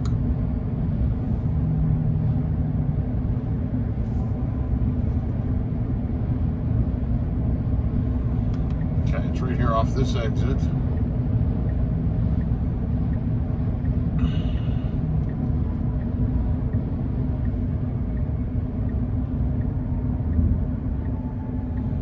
Okay, so I'm going to disconnect and I'll be back with you here in just a bit when I get to the charger.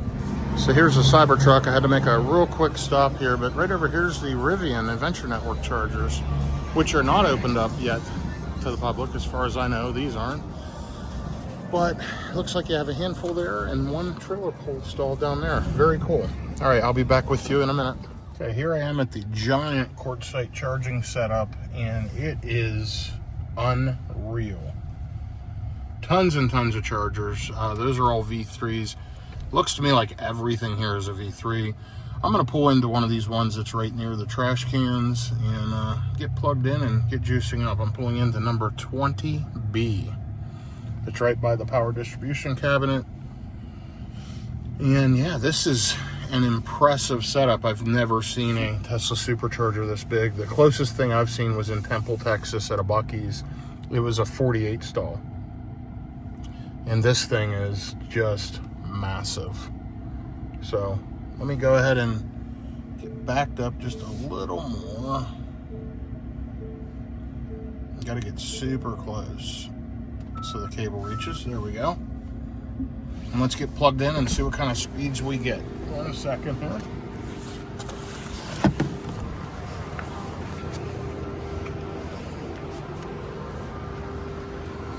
There's a Cadillac Lyric over there charging,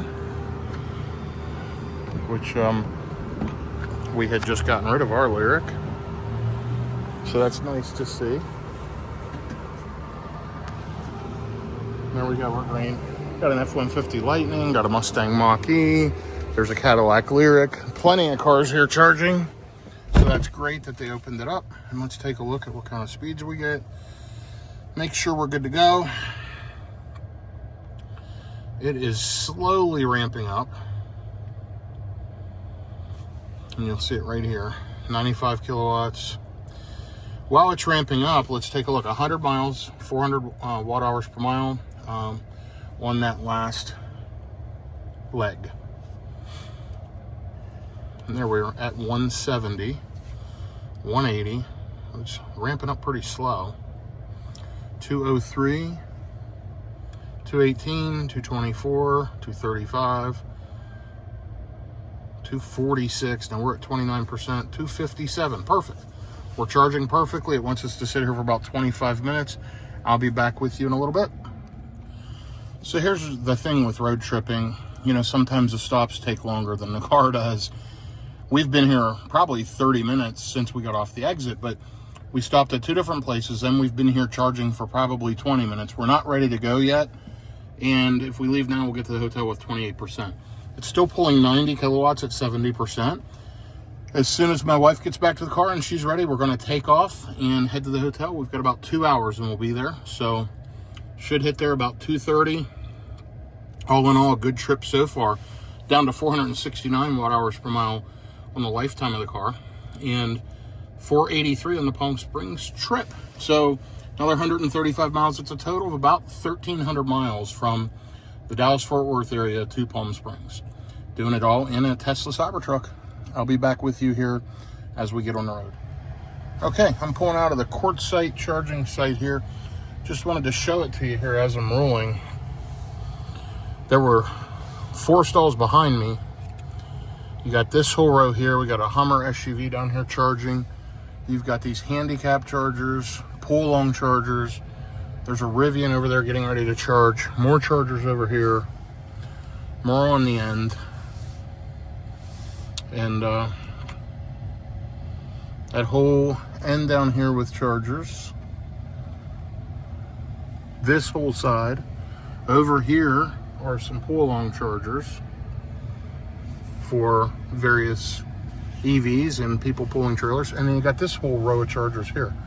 Absolutely spectacular, incredible charging site. I'm glad I stopped at this one to check it out and juice up. We just got out of here, overcharged quite a bit. We're going to get there with about 36% to the hotel, no big deal.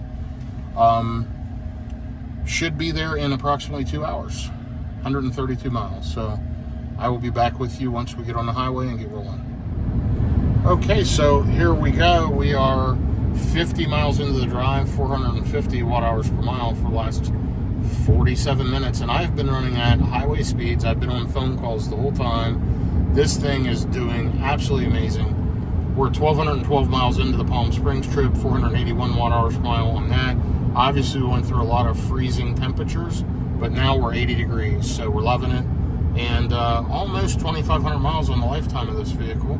We've got 81 miles to go, a little over an hour. Getting off at exit 134 for Cook Street here in Palm Springs, Rancho Mirage, and at the Hilton Garden. So looking forward to getting there and getting checked in. And I'm now on West Coast time, Pacific Standard Time, and it is only 12:28 p.m. So, excuse me, the clock has flipped back another hour, so I'm going to arrive at the hotel at 1:46 p.m. Anyway, I will check back in with you for sure before we get there, and then try to give you a final as I'm pulling in here to the hotel. Okay, so 118 miles into this leg, an hour and 41 minutes, 440 watt hours per mile. Running highway speeds, pretty good efficiency. It's 86 degrees here, going on 90 degrees, so it's warmer than the car thought it would be. But we are in the desert. But it is late February 2025, and here we are at 86 degrees in Palm Desert area.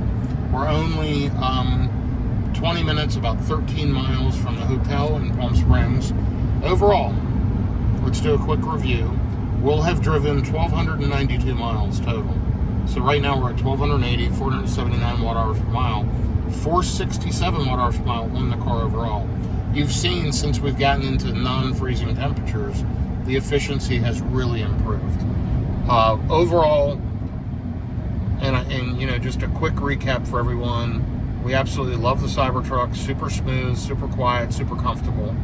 And overall, the charging was fantastic. It charges very, very well. It was ready before we were on nearly every stop.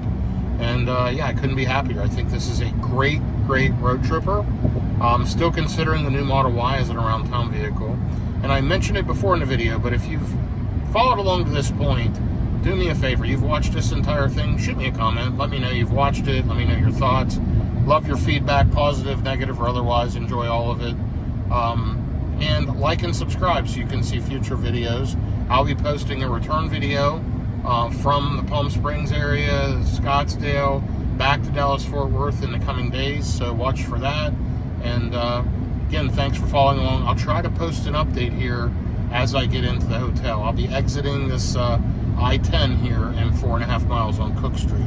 So, beautiful day.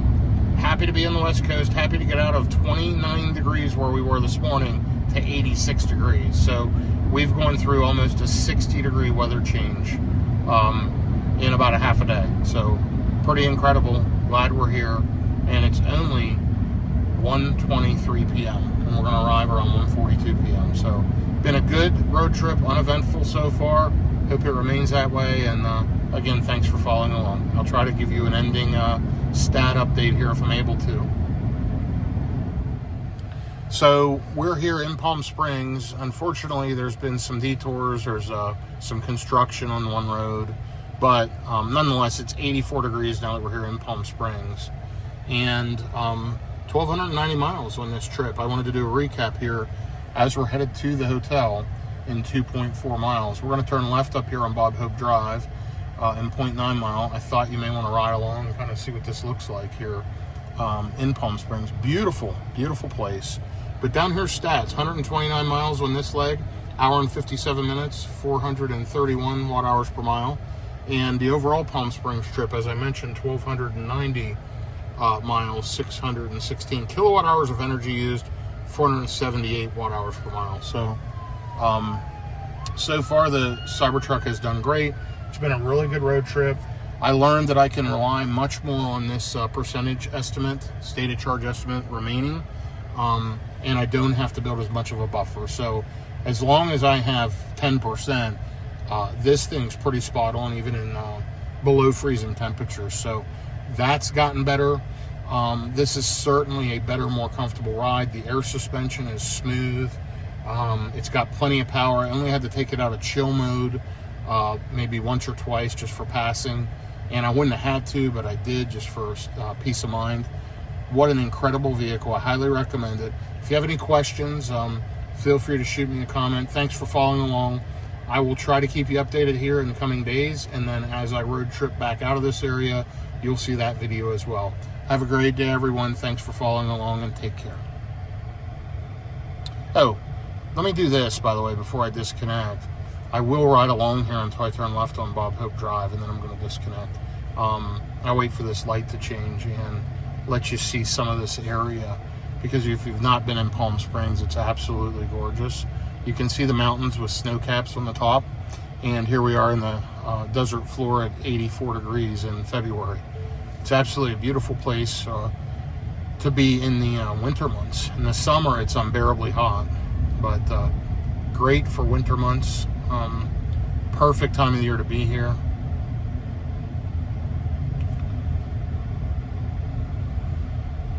And you'll just see generally how nice this area is. I'm not seeing a ton of EVs. There's a Tesla at the light, but I just haven't seen a lot of EVs, which is kind of surprising.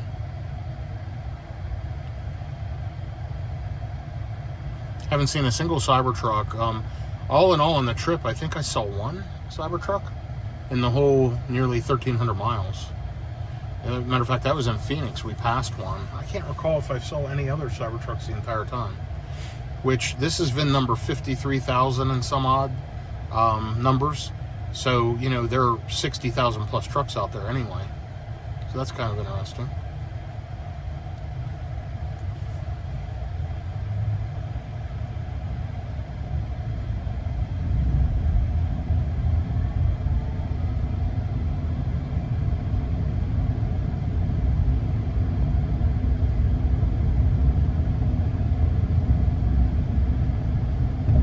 Beautiful green, lush.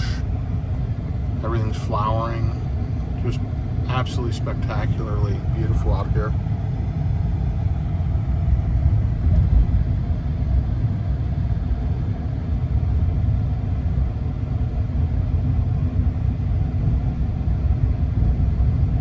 Probably see the mountains a little more clearly as I'm getting a little closer.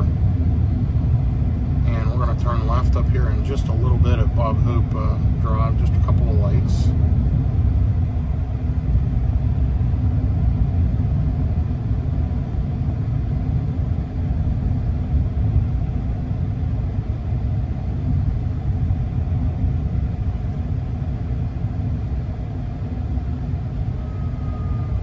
turn left down here at the light. And when it's a divided highway, you don't pull over for the ambulance and stuff in most states. So there was a median there, and we're on a divided highway, so I didn't need to pull over and get out of the way. Okay, so we're in the Rancho Mirage area of Palm Springs, and I'm going to go ahead and jump off, and everybody have a wonderful day. Take care. So it's the next day. It's about 12 o'clock. It's about noon, and I am headed, oops, I made a wrong turn here. I was headed to the car wash here in Palm Desert. So I'm gonna turn around because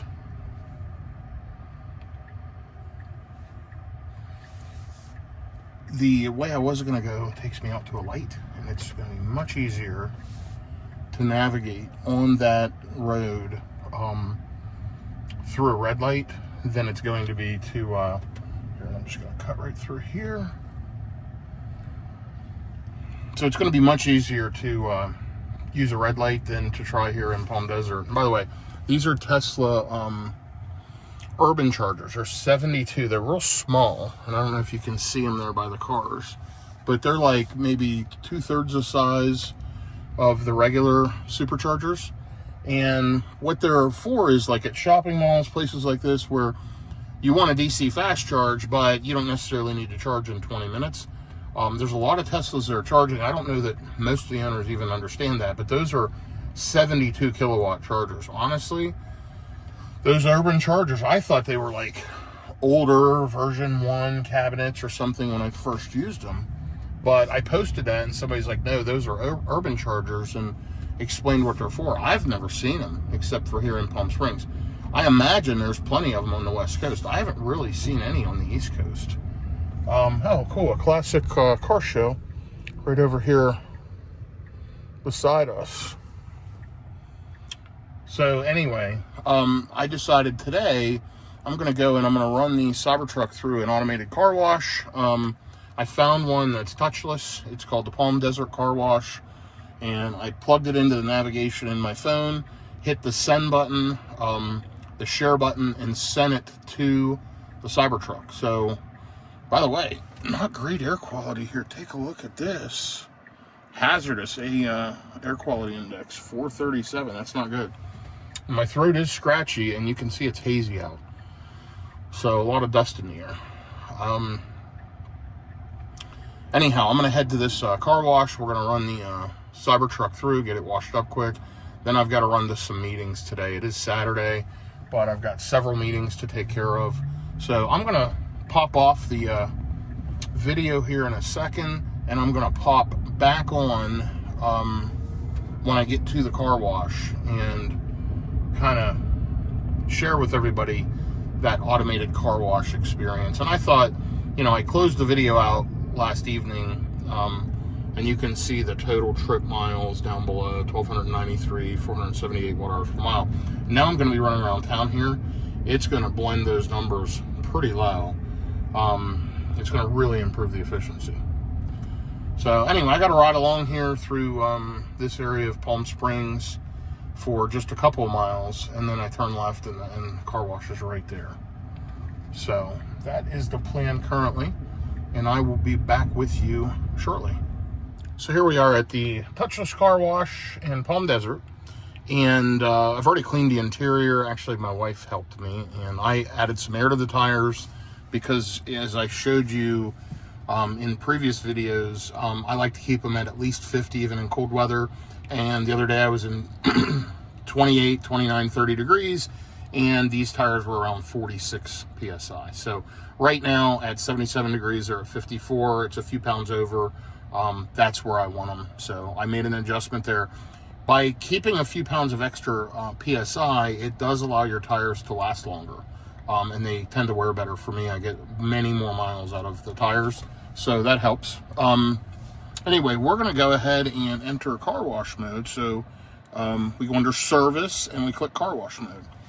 Now, car wash mode in the Cybertruck closes all the windows, locks the charge port, and disables windshield wipers, sentry mode, and walk-away door locks, and parking sensor chimes.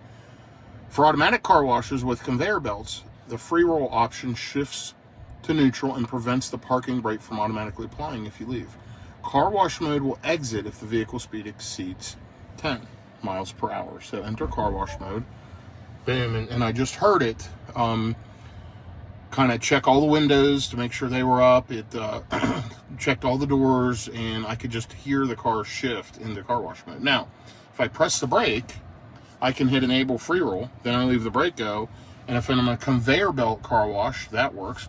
I can click the fold mirrors button here, and I click that, and you'll notice the mirrors fold in. I don't need to fold them, so unfold mirrors. Then when I'm done, I just click exit car wash mode, and it says up here instructions, keep the speed below 10 miles per hour, charge port door is locked, walk away door lock is off, automatic wipers are off, parking assist chimes is off, sentry mode's off, climate's recirculating, front's closed, tailgate closed, tonneau closed. So all good. And you'll notice I'm getting unreal efficiency running around town. 338 watt hours per mile on the current drive. So I am able to charge this at the hotel. I juiced it up last night to 80%, and Sentry mode used several percent overnight.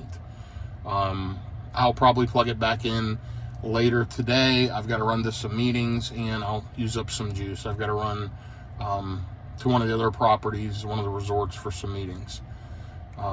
Meanwhile, we're just staying at a Hilton Garden Inn. It's the best cost option for the company and saves money.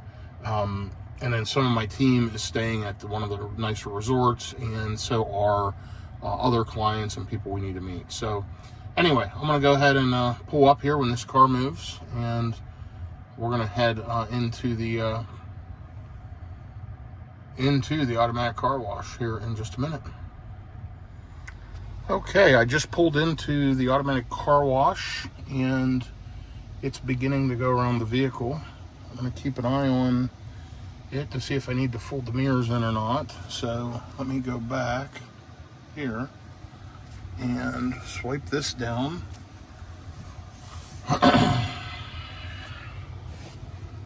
We're going to keep my finger right over the button. Now we're good on this side. Plenty of clearance. And you'll see it's spraying the whole way. And I'm going to watch this side and see if I need to fold the mirror.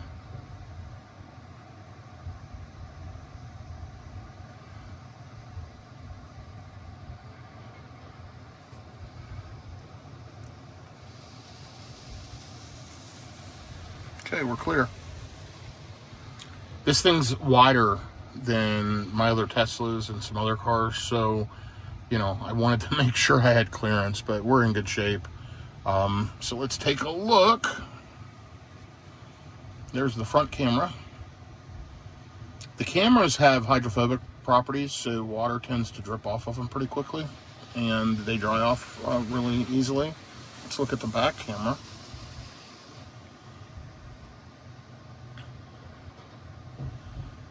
So it's applying like a foam washing concentration to the car, and it's making 2 passes of that.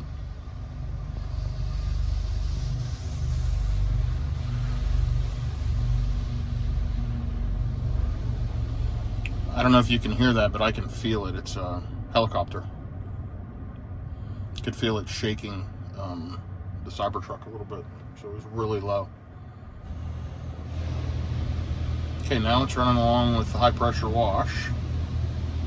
And here's where I want your feedback. I've ceramic coated this Cybertruck with a product by Pan. I think it's called Clean 8 maybe, by PAN. And it was highly recommended by Out of Spec Detailing. It really stands out. My Cybertruck shines compared to others that I've seen. Even driving down the road, it always looks good. I've been very impressed with that product. But what do you think of an automated car wash? Should I do it? Shouldn't I do it? Does it hurt the Cybertruck or hurt the car? I know that I always stay away from the brushed washes because I think they're particularly hard on vehicles. But I tend to go through the automated brushless because, frankly, I don't have time to hand wash. I travel for a living and I like to keep it clean. I just drove, 1,300 miles. And I really want the car to be clean for my meetings. So you know, I just run it through a quick automated wash. Is that a good idea or a bad idea? What does it hurt it? I know that people have said about residue, but this is a stainless steel vehicle. And I have it ceramic coated. Now, I know it may wear the ceramic coat off prematurely. I'll do it again. I'll ceramic coat it again. What are the negatives? I mean, look how this stuff's even beating up for the windshield. You know, it has water repellent qualities. I know it's putting product on, but I feel like I need that. Now it's coming through and drying, the Cybertruck. So that's actually pretty cool. The whole arm moves and drives the car.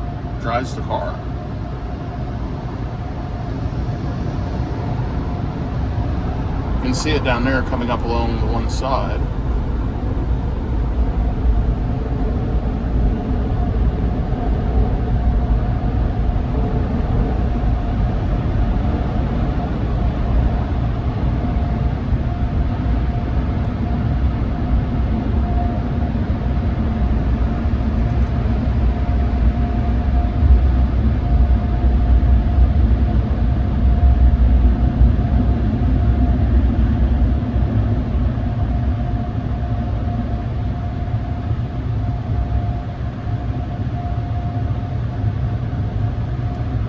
Pretty cool.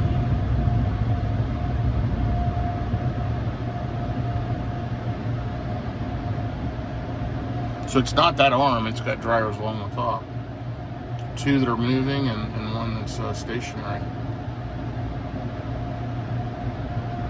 Wow, you know, frankly, I like this car wash. It made multiple passes. It's drying it twice. This is pretty nice. And it was $16, and for Palm Springs area, that's pretty inexpensive, in my opinion. Yeah, this is a good one. I'll definitely use this car wash again.